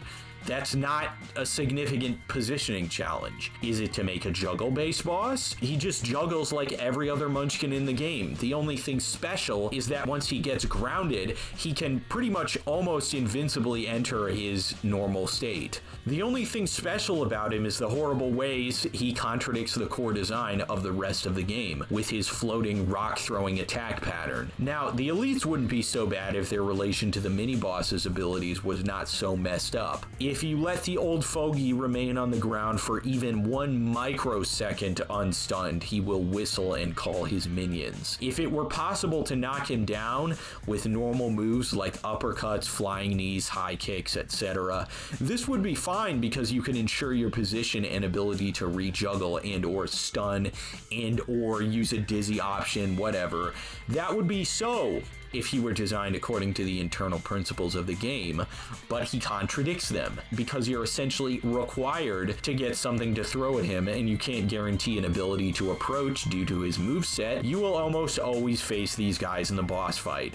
So why do they spawn in later at all? Why not just start with him floating around and these guys fighting you? They don't actively protect the boss when he's knocked down either, the way normal enemies protect each other. Often what happens, if you don't do this cheese method here, is these guys ironically protect you when the boulders start flying by having their huge hitboxes surround you so that the rocks hit them first, since they don't fly through whatever they strike. To have a conflict resolution be so stringent and yet outside of the primary mechanics, not even specifically routed since there are boxes all around the arena, is highly perplexing. I found a way on the internet to cheese him with a chain yanker and loop the axe kick over and over until he dies. Thankfully, I was able to defeat him that way. It didn't work out perfectly, but so there is a way to stun lock him. He's still horrifically designed. It doesn't change that. The section afterwards puts you against two barbarian ladies. It's a challenging fight having them both in a small to medium-sized space like this, and spawning next to each other means their proximity has them overlapping their attacks quite often. These ladies and the snake-style schools with their trios are probably two of the better low population encounter types that the game tends to send at you, and by low population I mean 4 or less. They also have a similar way of stepping forward with the axes, much like the snake-style guys. Right after, we get another samurai micro boss, back-to-back high power encounters, although there is too much space between and the player can recover too much with whatever pickups the girls leave and whatever lies within the boxes. Now we have to solve this Elvis statue semi-puzzle structure. Unfortunately, the way the encounters during this are designed means they can easily be resolved by baiting them into this ladder here, then launching and kicking them off the map. I find this quite enjoyable subjectively, but objectively, this high reward positioning is far too easy to acquire, especially if you just bring the samurai sword. Once we cross the cigar bridge, we get to the second encounter with Tiger Joe. Just dodge, fight back a little, and wait for the tension bar to charge, and it's easy. I know, you're not supposed to use your God Hand against Tiger Joe, but if the game allows it, then I'll use that to my benefit. I have no qualms about using the God Hand against him. Although, this time he actually does punish you, because if you use your God Hand here to defeat the micro boss, you have obviously deprived yourself of resources right before the stage boss. This was the kind of encounter in penultimate sections that's really meritorious in terms of its arrangement. It's enough of a challenge to make you consider using your resources, be it roulette orbs or tension bar, and if you don't use them, you're genuinely disadvantaged against a much stronger enemy. Low power encounters like the ones going up the statue can't put the player in such a dilemma. Demon Shannon is a great boss. Similar to Demon Elvis, the object is to stay close, dodge as much as you can, and counterattack until she gets dizzy. This would seem really tedious and simple, but thankfully her moves are fast that you have to basically remember the head movement for each attack in the pattern. Unfortunately, her moves can often be dodged counterintuitively. For instance, this left movement can actually be dodged to the left, as can this left stomp, obviously, meaning you can safely dodge her to the left even if you don't know what to do. Not very good pattern design, but at least they're fast and dangerous. The arena design also follows the scheme we've seen once or twice prior, where it's littered with throwable containers that can be broken on the spot to look for a power-up, or thrown to disrupt her current attack or pattern. Shannon also has a super difficult to dodge projectile attack that she does if you get too far away. It's this barrage of purple orbs, but she also does it if you're close, so I suppose you're never really safe from it. Her hitboxes in general I find difficult to understand. This aerial stomp clearly creates a damage wave that travels towards me, and sometimes I backflip and get hit by it, but sometimes I don't. Now, obviously you do get some iframes on a backflip, but the way this move interacts with it here is really not acceptable.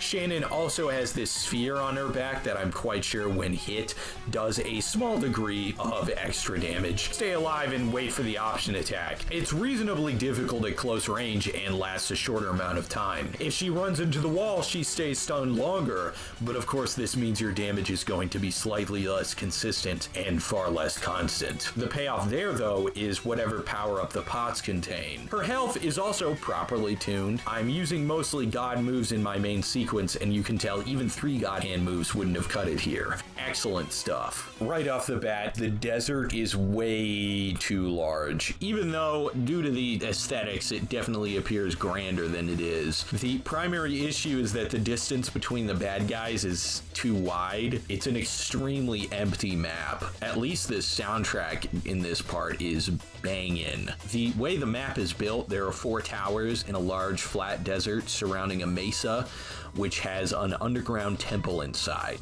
In terms of, well, I'm not sure if it's a mesa, but it is a large rock structure. In terms of population, there are some fatties, some thins, and a whole lot of munchkins. Here, munchkins will burrow through the ground before they attack you. It's kind of cool. I have to mention the sinkholes because they are there, but they were not huge factors in my gameplay. Sometimes you can kick enemies into them. They don't change much. The way the map is resolved is by going to one of these obelisks scattered throughout, and while in the company of enemies, strike the structure. Then you'll be transported to an awesome boss fight against Dr. Ion Kai, the rebuilt leader of the robots. And his new moveset is awesome. Purely in terms of attack and movement patterns, I'd say Dr. Ion Kai is one of the better bosses, but his health is still low. If I had a fully charged bar here, it would have been over after 2 God Hands. His close range attacks are fast and have big hitboxes. They're all dodged to different directions, besides back, obviously. He's got projectiles that follow you, he pulls back when he's disadvantaged, and his grab is very dangerous. He's also fast, roughly as fast as a demon, so a lot of this arena sees use, or rather, due to his low health, a lot of it has potential use. If his health were tripled, I would accept every boss in the game being just a reskin of him. He's so good, it's just the imbalance of the progression system throwing him off. And really it throws the whole game off, but I've already made that clear. Unfortunate regardless. Once he's donezo, do the same thing with another obelisk, and then the Goa'uld ship approaches and you can beam up to the next level. This map does not benefit from being so giant.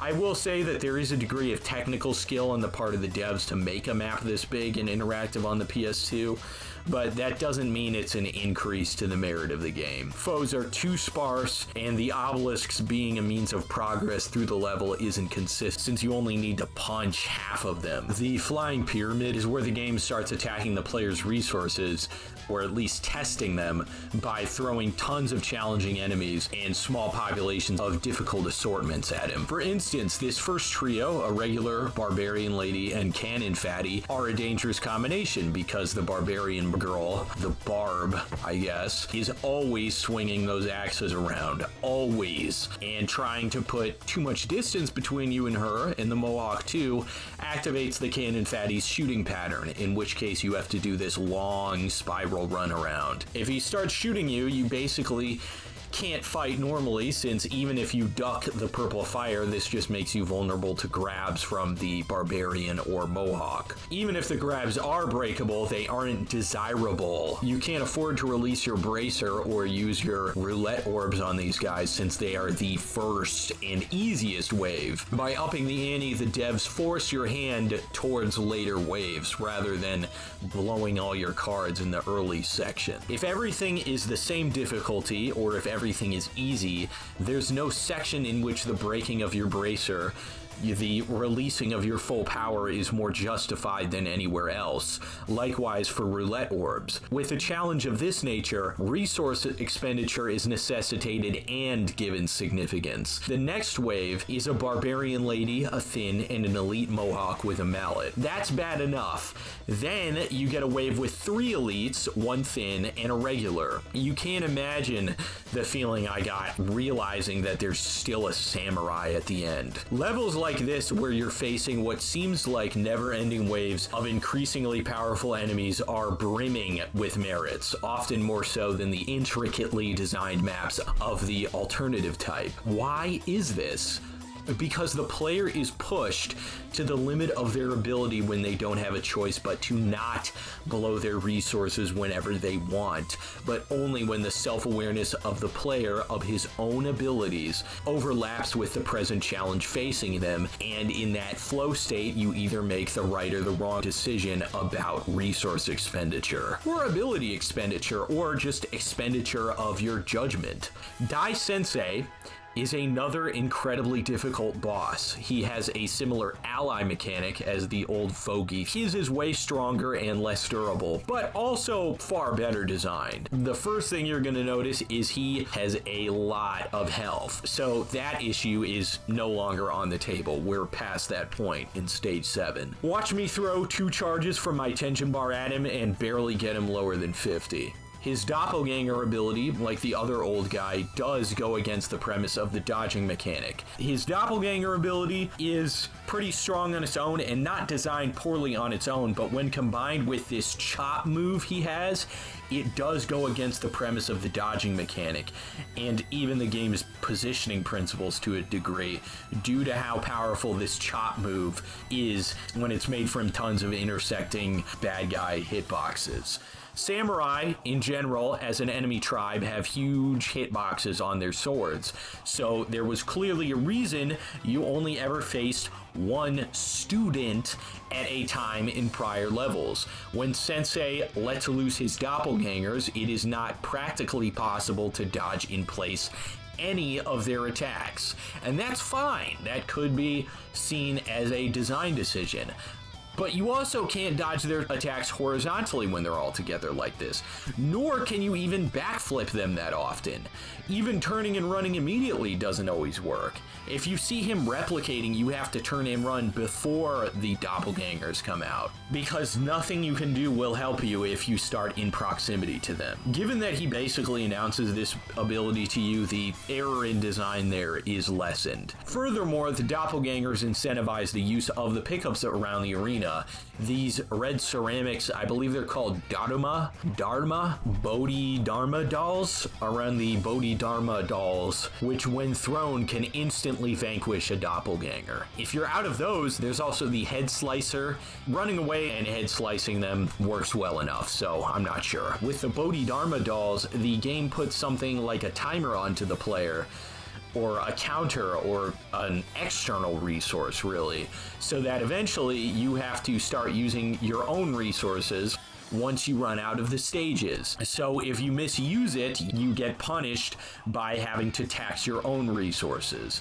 Dai Sensei's attack patterns are pretty great, and he does try to reset his positioning when you disadvantage or land some punches on him. In a way, the sword allowing him to not expose his hurt box and just constantly attack like this while not being threatened is unique. It is an arguably meritorious approach to just make the player understand that in the same way they can't dodge all attacks high, you also can't expect to approach every enemy and just win, just start throwing out punches. With my martial arts prowess, so to speak, and some wise application of the God Hand, I did pull through, finally. Dai Sensei is one of the hardest and best bosses in the game. His stage, both in terms of map design and aesthetics, just rules. It's a great level. The Mirage Town has a very questionable timed spawn mechanic where enemies appear near you intermittently starting about 30 seconds into the game. This continues for 6 waves. And of course, the waves gradually increase in strength and obnoxiousness as well. This was done, I surmise, as a way to put the player on a timer, beat the guys and get the keys to the end gate, or you'll eventually get KO'd by a huge gang of enemies. It's flawed, however, because you can just wait outside for them to spawn, since it's not infinite, as that would allow you to milk score for gold, I suppose, and then just corner and KO them, then go complete the level. If you beat it as intended, it's the suboptimal approach unless you're going for time, which to my knowledge isn't scored. So really, this is the best way if you want to get every bad guy safely. The waves themselves start out with 2 regulars and move on up to multiple elites, so they get very hard to deal with when they spawn in behind you. You have to beat all the bad guys, the non-randomly spawning ones, to get the keys, which you then use on the gate at the end. As I said, my strategy was to wait back here, KO everybody outside, then take out the elite here. There's a ton of potential pickups on this level, probably to counterbalance the Titanic enemy count, but a lot of them are backloaded into the 2 corners of the map. After checking for power-ups, I moved over to this punch gate. This building has a Thin and a pair of an elite and a barbarian girl. Obviously, took out the Thin first to get his sword, which I promptly dropped after getting punched in the head. Duels and pairs like this are obviously way easier without any uninvited guests. Check for more power-ups, back to business. The next spot is these 2 ladies. You can see me fighting for my life with the invisible targeting system. It was really being horrible to me right here. I panicked and released the God Hand, did the same thing in the other building. This is one of the few large levels that is well populated in proportion to its size and has plenty of strong enemies to battle, but unfortunately the arrangement of the majority of bad guys into intermittent trailing spawn parties ruins the potential of the level's surface area. The final boss of stage 7 is Azel. He's got 2 phases, one on the ground and one in the air. The ground phase is similar to the other Devas in demon form, where he's got a charge, an overhead swipe, and a vertical swipe. But his projectile and string moves are unique. His projectile doesn't do any damage, it covers your screen instead, so you can't see. But it seems like he's missing some sort of trigger for when it hits you, because he doesn't get any more aggressive when you're in your blinded state. So it's not of much use. You can just keep attacking. So in certain situations, I ended up being hit by this multiple times and just kept on attacking. Rarely does he throw out his most dangerous move, the combination attack, which does 85% of your health. Often he seems to hold back, and this all contributes to his primary flaw, that his aggression locks him into bad moves. He'll jump away even when his position isn't threatened, and when it is threatened, he rarely charges out of the corner. The challenge of him depends on whether you get lucky with his patterns, not from a consistent function. I'll reiterate that in spite of this, the moveset itself is well designed. The second phase is arguably slightly easier than the first, mainly because a few of his big moves in this part can't insta-KO you on low HP. So right here I got by on the skin of my teeth. Is Azel a good boss? His second phase lowering the arduousness of the confrontation, that's injurious, but provided the rest of his merits, I will conclude that yes, he is. Since we're done with all the Devas now in normal and demon form, I'll declare that in demon form, they're all quite good bosses. Stage 8 is the final exponential spike in difficulty. Appropriately, the first section is named Death Shudder. I have to say this level is one of the best and most difficult in the entire game. Controlling aggression, maintaining a good position among these enemies, and just trying not to get mobbed and killed. You need to do everything in this level. It's like a GED almost. God Hand Educational Development Test. What you'll notice immediately is a snake-style school straight across from your spawn, then the 2 red elites behind the adjacent pillars. But if you take out one of those guys, then you'll meet their 3 friends who rush out of the nearby building. This is just one half of the level, by the way. My strategy was to cheese, obviously, using the sword lying over here to draw out the one elite, smack him up, then wait for his buddies to arrive, then just slowly whittle down the rest of the population till the last guy is done. Such degenerate strategies being viable is an issue of a timer not being in place. The game needs to time you like it does in the arena challenges, because when it doesn't, I'm just gonna abuse enemy aggression as much as I can. There is a specific mean of acceptable control of aggro, since otherwise positioning and attack utility wouldn't have any gameplay significance.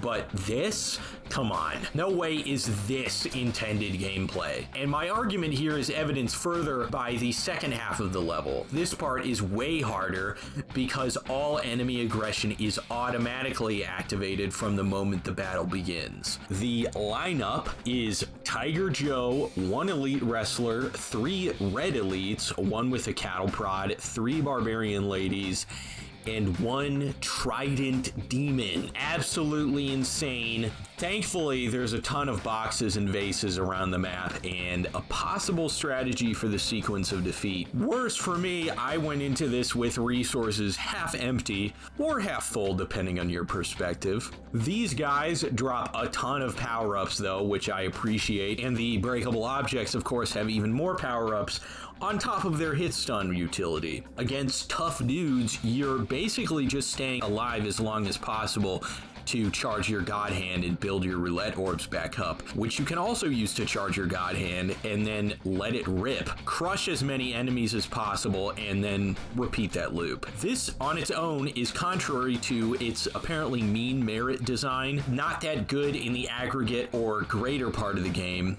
Because the pickups and power-ups added into the equation, you can sort of get away with not using that much meter or roulette. Demons are the pyramidion to this type of encounter, basically competing as three-dimensional gameplay shape in the abstract. It's the final tax on any remaining resources with the intention that you won't just waltz into the next encounter or worse, boss level with your supplies fully stocked. It's a shame we only get to see this truly awesome level of gameplay in the final stage. All right, on to the spooky demon tower. Second section, what is this? Nothing here, not even pickups. Remove it. Prior to the final 2 bosses, you have 3 mini-boss encounters, and the first one is a rematch with Gorilla Mask. The great part about the Demon Tower is redeeming him. Since you were actually incentivized to use resources prior, now you fight him the, quote, right way, unquote. His signature move is probably this half-breakable leg grab, and I say half-breakable because only the second half you can get out of. He also has a high, a 1-2 combination high, backflip slam, Zangief spin, just a ton of stuff. But additionally, he escapes your kick loops really well since he does so with a high jump. The strategy here would seem to be to create a ton of distance and then attack him when he falls over. Of course, extending your stay in front of him too long is very unsafe since his grabs are so fast that they aren't really reactable. Unfortunately, his health bar is still a little bit too small, but given that it is larger and his new moves are very well designed, I have to say he's alright now. He's pretty cool. Japan's elite obese ninja shows up with 2 buddies, and all of these blade fatties just headbutt across the map and start swinging. It took me about an hour of attacking into these giant hitboxes, getting mobbed by 3 fatties before I decided to just use the most broken, cheesy strategy possible, spamming sweeps. All the fatties' moves close up can safely be high dodged.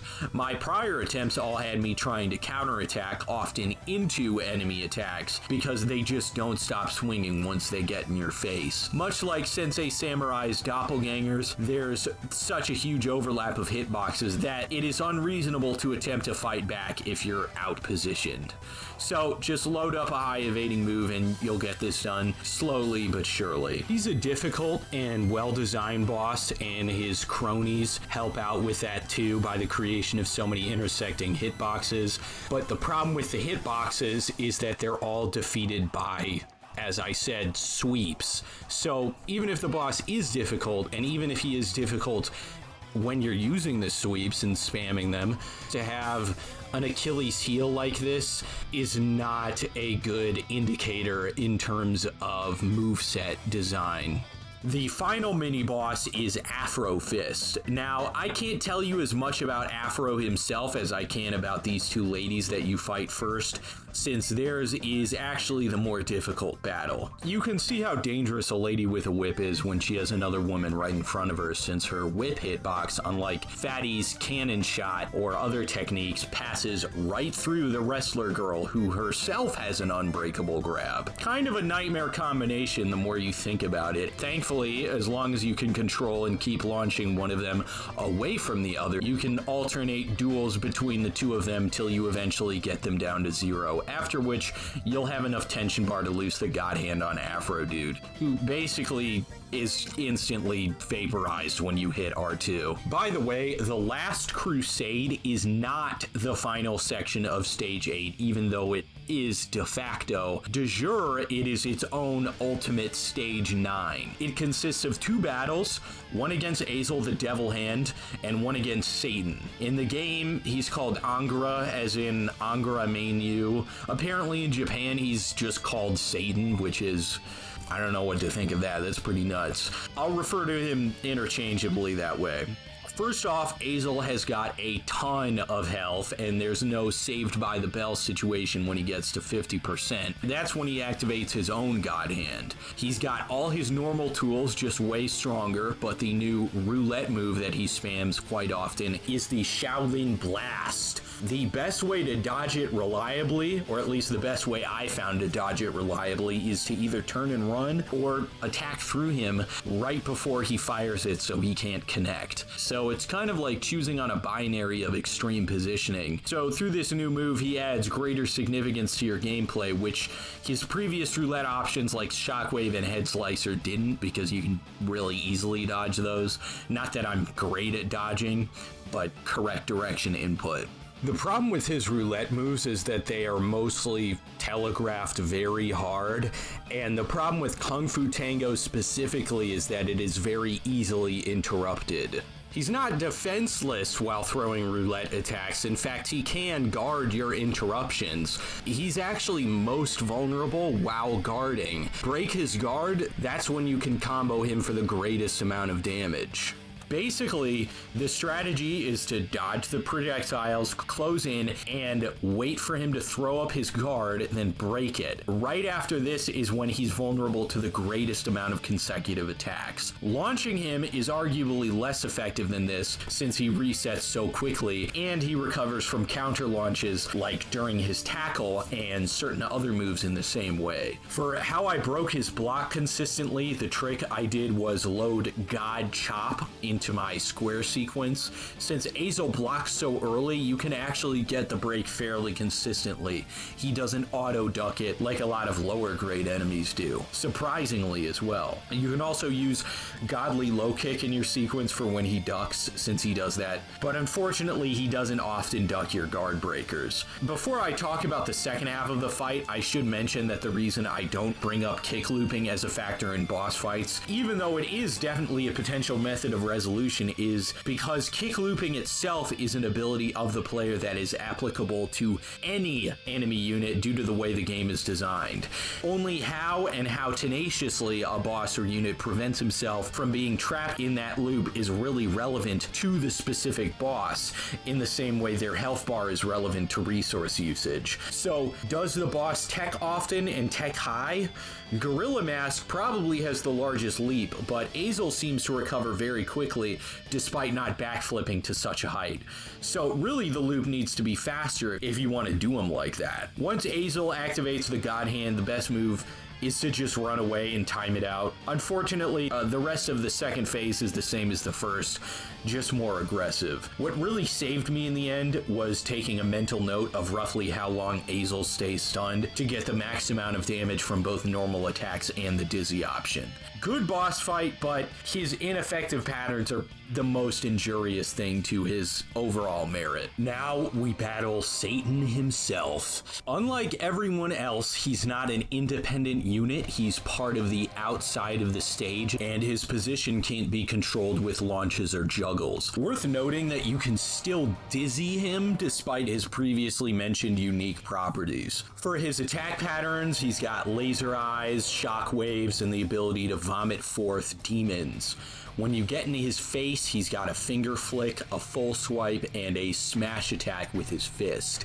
He also has an overhead linear impale attack. You start with both God Hands and fully loaded resources. The double Shaolin was an obvious first choice since it's the only time you get to do it, and sure, it does a lot of damage, but if you have Spirit of God loaded into your roulette, you can actually get more out of a quadruple God Hand release. So this was the route I took. God Hand release twice, Spirit of God, another release, repeat that, then thug it out until you can release the God Hands again. The demons he pukes out aren't full strength or even awake when they land, so if you're fast enough, and you don't need to be that fast, you can exercise them while they're unaware and take whatever power-up they drop. I know it's a common subjective position that people hate giant floating head boss fights, but this one is an important point of comparison, even if it goes against the standardized enemy format throughout the game, because it is not bad in itself. Though the hurt box and movement of the enemy are significantly abnormal against type, the inherent design otherwise fulfills and challenges the player on the precepts of the game.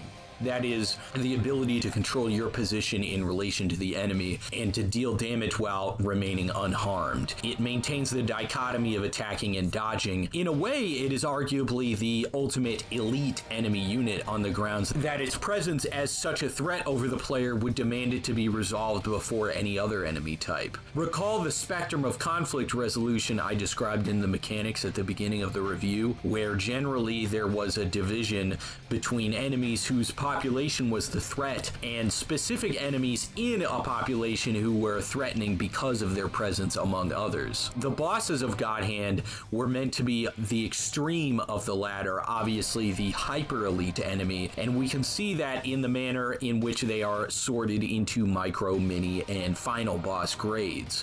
Satan might even be considered a mega boss by this categorization due to his unique multi-layered health bar and total immovability. More important than all of this, it maintains the control scheme and tool set, it just amplifies them, which is very different from a boss, especially a final boss, changing the control scheme and tool set.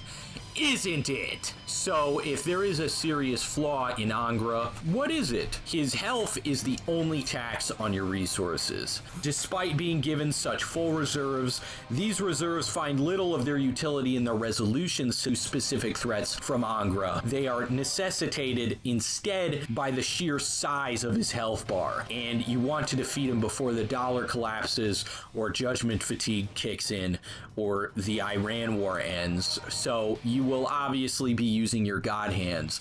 But is any specific attack so threatening, so dangerous that the player is called the question, ought I use resources for more than damage? His shockwave attack is perhaps the most dangerous due to the damage, of course, but also the fact that it dizzies you very quickly, and yet no other attack reaches that level. The rate at which he vomits demons and the amount of demons he vomits is way too low. The demons themselves are not even difficult to defeat, as I already told you. The only arm attack that's difficult to dodge is maybe the smash, since it's the fastest one, and the swipe, since he throws it at an odd angle, but that one isn't difficult once you get used to dodging on that angle. This is a flaw that a few other bosses could be said to share, yet it doesn't manifest so apparently as with Angra. The fight, though, as I said, is not easy, and the term thugging it out does apply because of that titanic health reserve. It serves as a final endurance run, a long sprint that will either justify you or break you. Certainly a worthy final boss. And that's the game. Excellent ending theme, by the way. Before we do the stage ranking, I'm going to discuss the difficulty curve. Essentially, in stage 1 through 3, it starts at very low coordinates, then rises slightly. The slope goes way down, leveling off somewhat in 4 to 5, and then 6 to the final stage, it shoots up exponentially. That is not a reasonable curve at all, but it would be reasonable if progression had a curve. In normal mode, it actually does, but it's a de facto curve and not de jure. It happens only in practice. It's not coded into the game. The player gains more money from a greater number of higher level or level die KOs as he continues playing the game and thereby hits better pay dirt. The player, in becoming learned in the martial art of the God Hand, is thus rewarded in-game. The error is when the game is in its most difficult mode. That origin of said de facto curve is modified and set just as the difficulty also to the extreme end. Instead of a gradually increasing slope, a sort of exponential curve that dips slightly under the difficulty curve until they begin to overlap near the end of the game, it's an X equals Y function, a perfect diagonal where you're always getting more money than the game's challenge tuning can account for. Progression can turn from a curve into a straight line in both normal and hard modes because of gambling. If you look at the gamble curve, it's not a curve because you can just reload your saves until you have $6 gorillion and you can buy everything good. These systems are too disparate. The move customization, the resource upgrades, and gambling are injurious to the game, both in the sense that their own design is bad, certainly not devoid of merit, at least the move list isn't, but not good. So it is not that the tuning of enemy stats is intrinsically flawed in the early stages. All of these problems in balance, almost all of the problems in balance, are extrinsic. How serious of a problem is all this disconnect, though? Not horrible, because the fundamentals, the core mechanics are present in force across all the stages of the game, even if the challenge of applying them for conflict resolution might be diminished by aforementioned factors. So, given all this information, I'll rank the stages from worst to best: 2, 3, 1, 5, 4, 8, 7, final 6. None of them are bad stages, just poorly tuned, and that goes for the first 3 most of all, after which it levels off more. But simultaneously, none of them are perfect stages. Each stage does kind of have its own bad part, but for the top 3, I would say it's arguably a 3-way tie, or at least close. Stage 2, looking back, what was that supposed to be, bro? 2 good sections and then the quality drops off a cliff. Stage 3 has a similar problem, going as far as to even have an empty stage. Although even in the bad sections of both of these, there are good encounters and even bosses. 1, 5, and 4 are higher molarity, especially 4 with the first, second, and electric deathmatch, and 5 with the ship level. But again, have questionable choices in the map layout for some sections, and enemy assortment for even some of the good parts. And obviously 1 is the lowest difficulty with the lowest enemy health in the game. Stage 8 ranks as high as it does almost on Death Shudder alone. The problem with the mini-bosses is that, excepting Tiger Gorilla Mask, the other 2 are not exceptional enough for them to rank higher. The final stage is technically the highest molarity stage in the game, and although its boss fights are good, the fact that it has no non-boss levels does become sort of an issue, at least in comparison in the ranking of levels. And 6, despite how many amazing non-boss levels it has, still makes you fight the psychic old guys. So, like I said, no stage is perfect. Even in the case of the top 3, it's almost a tie.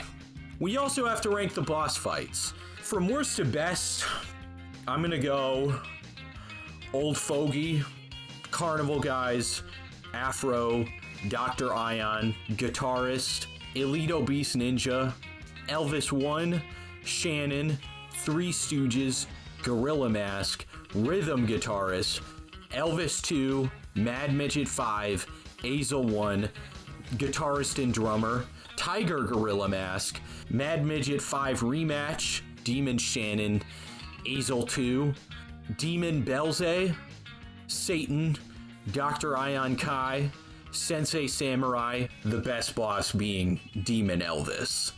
This is just as tough a ranking as so many of these bosses are really good, and once the game ramps up the difficulty, they reach a similar level of greatness in design and tuning. Old Fogey is obviously going to be the worst based on how little congruence he displays to the overall design of the game. And everyone from him to about the guitarist is inappropriately tuned in regards to health, although none of them are really bad per se, besides, the old guy.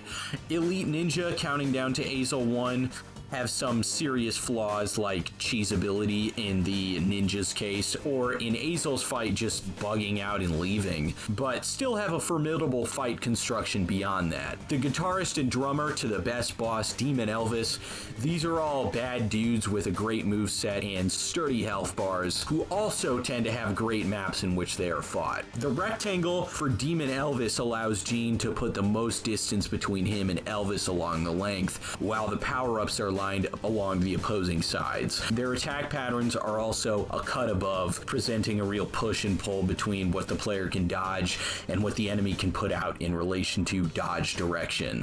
So, those are the bosses. If there were any final issues to put down with the game in regards to its levels, the main problem is that it's way too long. In some cases, with the sections of stages themselves being too short. The act of returning to the map every time you beat a level puts the game in this horrific metronome where even if you perform super well, you have to stop for no good reason. If the game were to have put these at the end of each stage, rather than each section within each stage, and perhaps had done gambling in some other way, the potential progression curve would have matched the difficulty curve much better. Otherwise, the actual game is overall superb, with some very standout parts.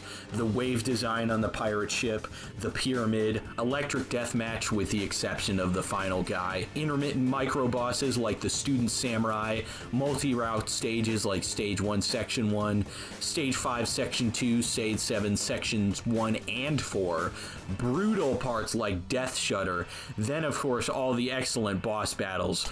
I suppose you can already tell I'm appraising this game quite highly. Yet a full appraisal is incomplete without also covering the aesthetics. This game isn't perfect aesthetically, I'll say, since it has an oddly dry use of shadows and contrast. The colors contrast, yes, and there's no problem in the means by which gameplay elements are clear to the player, but purely aesthetically, this game isn't really beautiful, nor beautiful in its lack of beauty.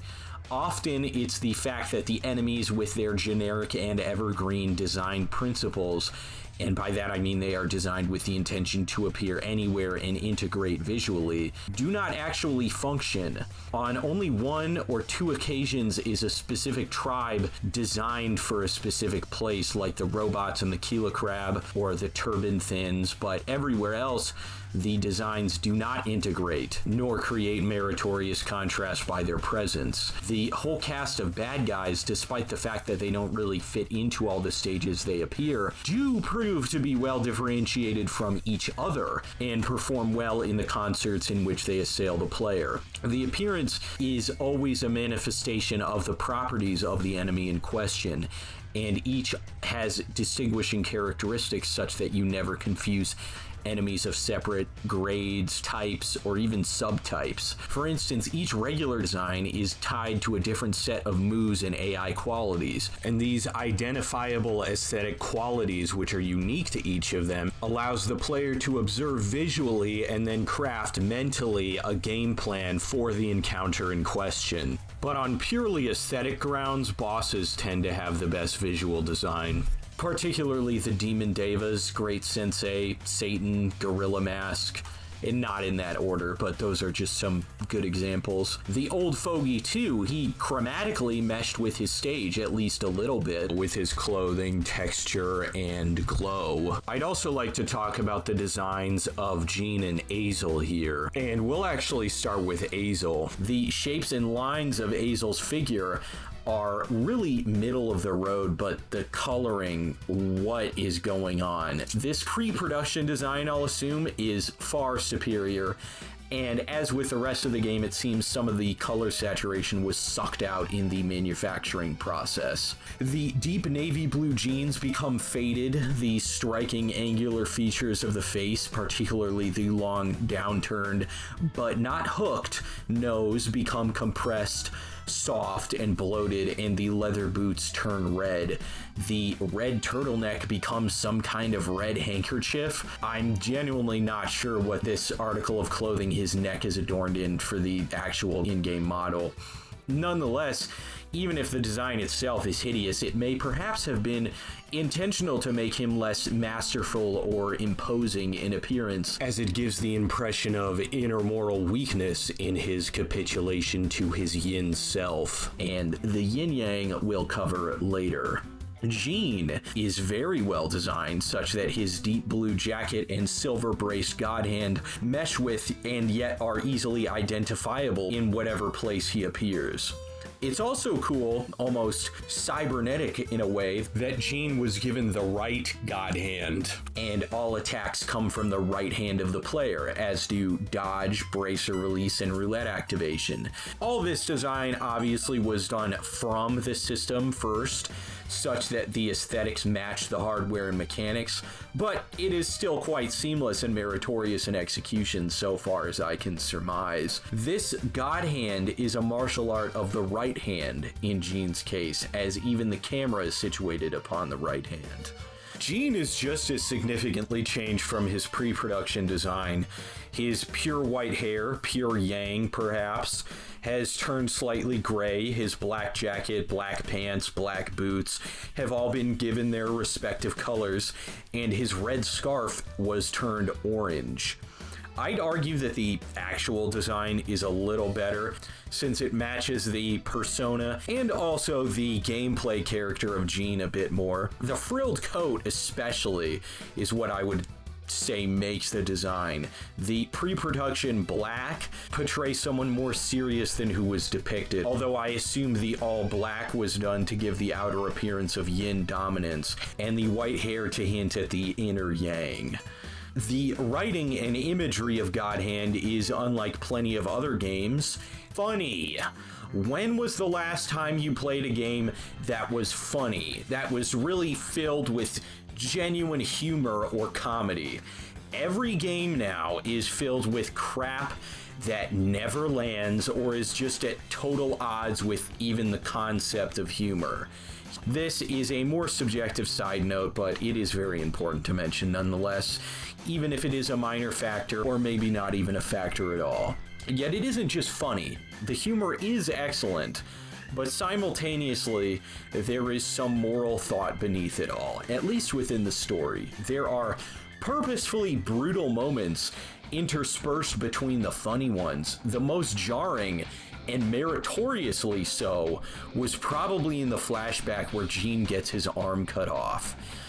It is a bold choice and very humbling, but also disturbing somewhat, to show your hero confronting a bunch of bad guys who you think he's gonna beat up, and then just have him humiliated, totally destroyed, and scream like a wounded animal as he gets dismembered. It reminds one that there are stakes to the ordeal. And just as evil is when Azel destroys the Three Stooges. It's definitely a striking image to see mini-bosses presented as comedic relief be mercilessly cut down like this, even if they did cut off Jean's arm. There's a good balance, a good ratio of comedy to seriousness in such a manner that the serious parts have significance and that the comedic parts have comedic timing. Of course, the writing wouldn't come to life without the sound design and voice acting, the former of which is truly incredible. Such crunchy, punchy, literally sound effects in here. The wall splat launches and counter hit smack sound effects. These are superb. In fact, sonically, I'd say God Hand might be one of the best ever, but I'm not sure. I suppose in my future reviews, I ought to put more emphasis on sound design mechanically, as well as aesthetically, in order to be able to discern such a conclusion for sure. As I said, though, there is a moral depth, a genuine spiritual reason raison d'etre, reason to exist in the story, which I think is often neglected if people have ever talked about the story. Understandably so, due to how zany and humorous the accidents of the narrative are. There are traces of Augustinian thought here, like its inspiration Fist of the North Star, and although they say it is not a direct inspiration, it is certainly one of them. Although Hokuto no Ken is more about sorrow in the Augustinian sense, which I would argue is worth an entire video on its own, God Hand, appropriately for its tone, focuses more on the blunt conflict between good and evil. The good is incorruptible. It is perfect in itself. The evil is in fact the absence or deprivation of the good. What is the good? Who is the good? God is good. Before I explicate further, I'm not saying that the writers of this game had a particular intention to reflect the metaphysical truths and wisdom of St. Augustine, but in their intention to craft this narrative, the work did end up reflecting some of that truth, perhaps due to the inspiration they took. Here, good is characterized by white light. It is yang, masculine energy, and evil generally tends to be yin, darkness, or shadow. Obviously, what comes to mind with yang is the fact that God Hand glows a gold alabaster white color when it's released. It explodes with heavenly light. Literally, it explodes the bracer off of Jean's arm. The yin-yang dichotomy, I'm quite positive, is intentional to some degree. The demons in the Japanese version are called specters and are obviously shadowy creatures. The demon is literally the yin self of a particular enemy rising out of his body to attack you, and thus must be exorcised or put down by the yang force of the God Hand. Recall Jean saying, "Everyone has shadows inside their souls."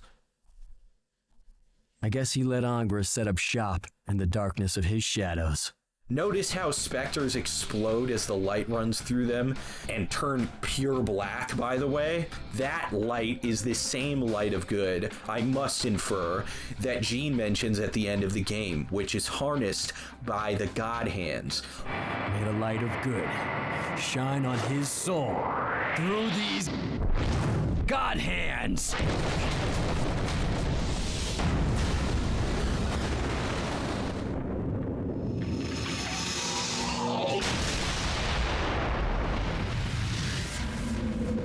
Angra, Satan, is pure black, unlike lesser demons who are all tinged blue, green, or red.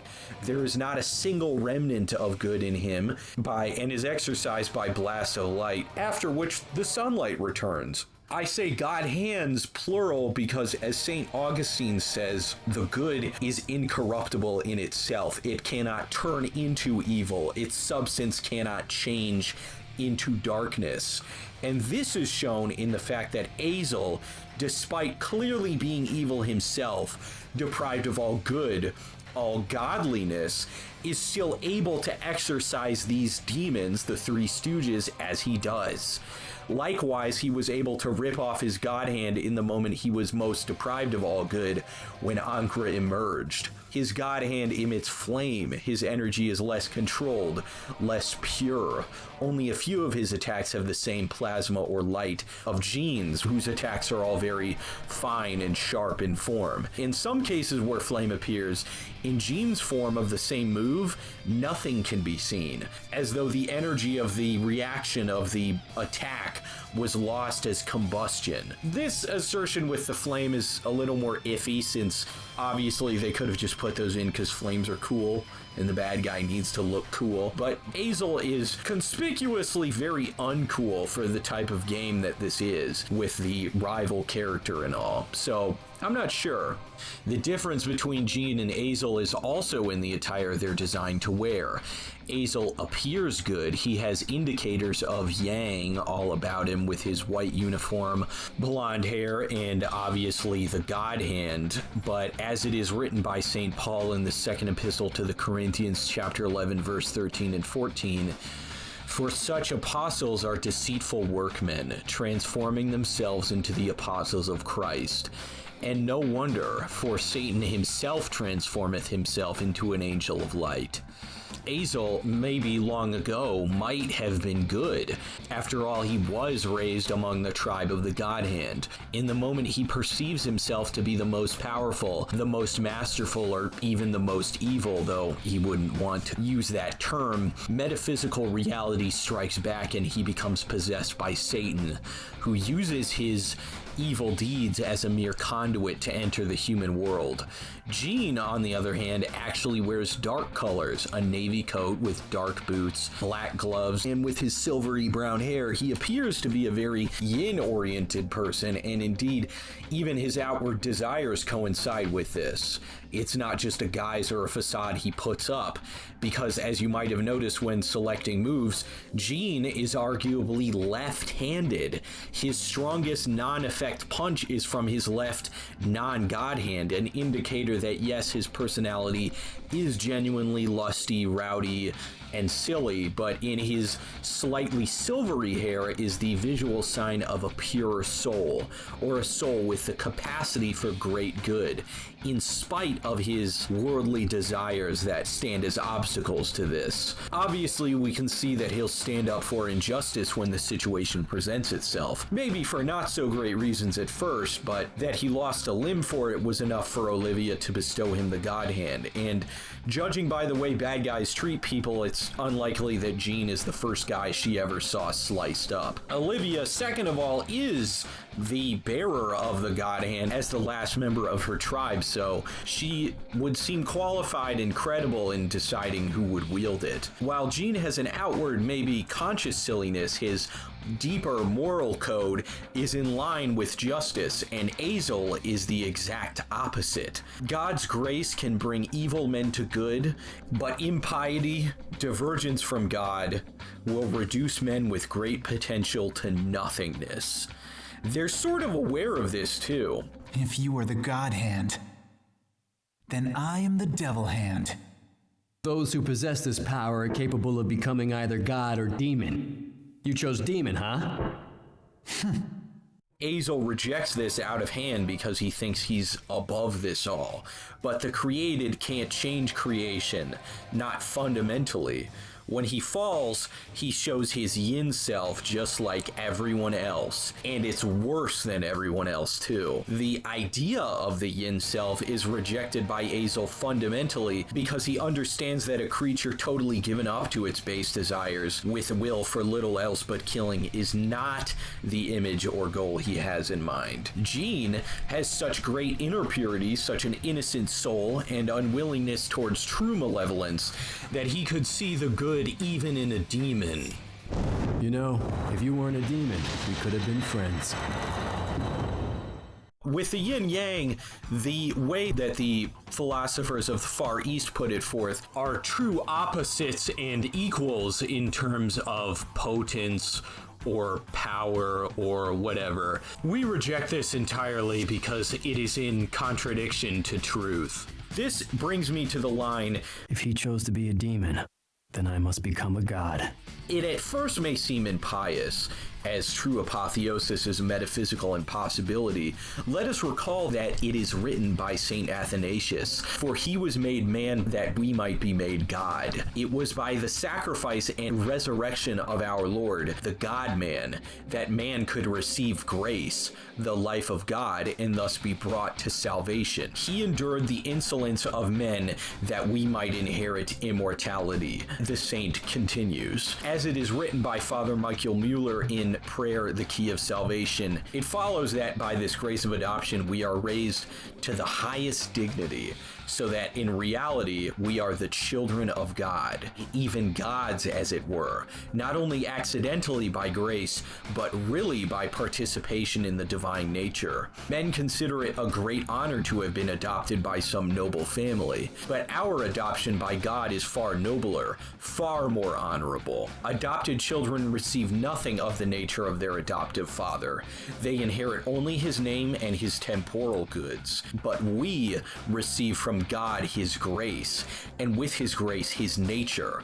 For this reason, God is called the Father not only of Christ, but also of us, because through grace he communicates to us his nature, which he has communicated to Christ by hypostatic union, thus making us the brethren of his divine Son. Father Michael Mueller also cites St. Paul in his epistle to the Romans chapter 8 verse 29, whom he foreknew he also predestined to be made conformable to the image of his Son, that he might be the firstborn amongst many brethren. And St. John in his Gospel, first chapter verses 12 and 13, but as many as received him, he gave them power to be made the sons of God, to them that believe in his name, who are born not of blood, nor of the will of the flesh, nor of the will of man, but of God. St. John Chrysostom reiterates this in his commentary on the former. What a superb honor! For what the only begotten Son was by nature,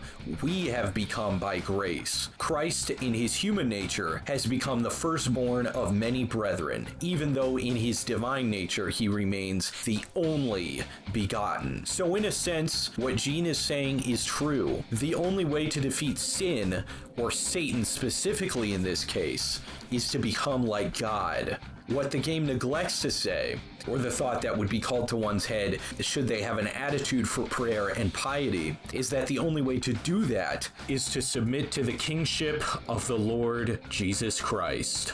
That's going to do it for the God Hand appraisal. This game was great, to be honest.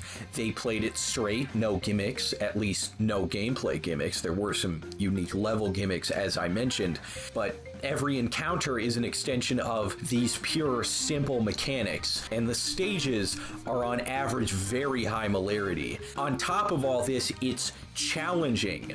The depth comes from its difficulty. The variety of interactions between the player and enemies in real space comes from the arduousness of all the encounters. This is probably one of the harder games I've played. It took me 15 hours and 385 continues. Surprisingly, Substance was harder in terms of first playthroughs. It took 19 hours and 528 continues. Probably took fewer due to a combination of the progression systems and the lack of some analog for game over on detection. There is the kick me sign, but that's a challenge run, which has some weird conditions, like you started on the second level. If it's an official challenge run, why not have a specific option for it in the menu?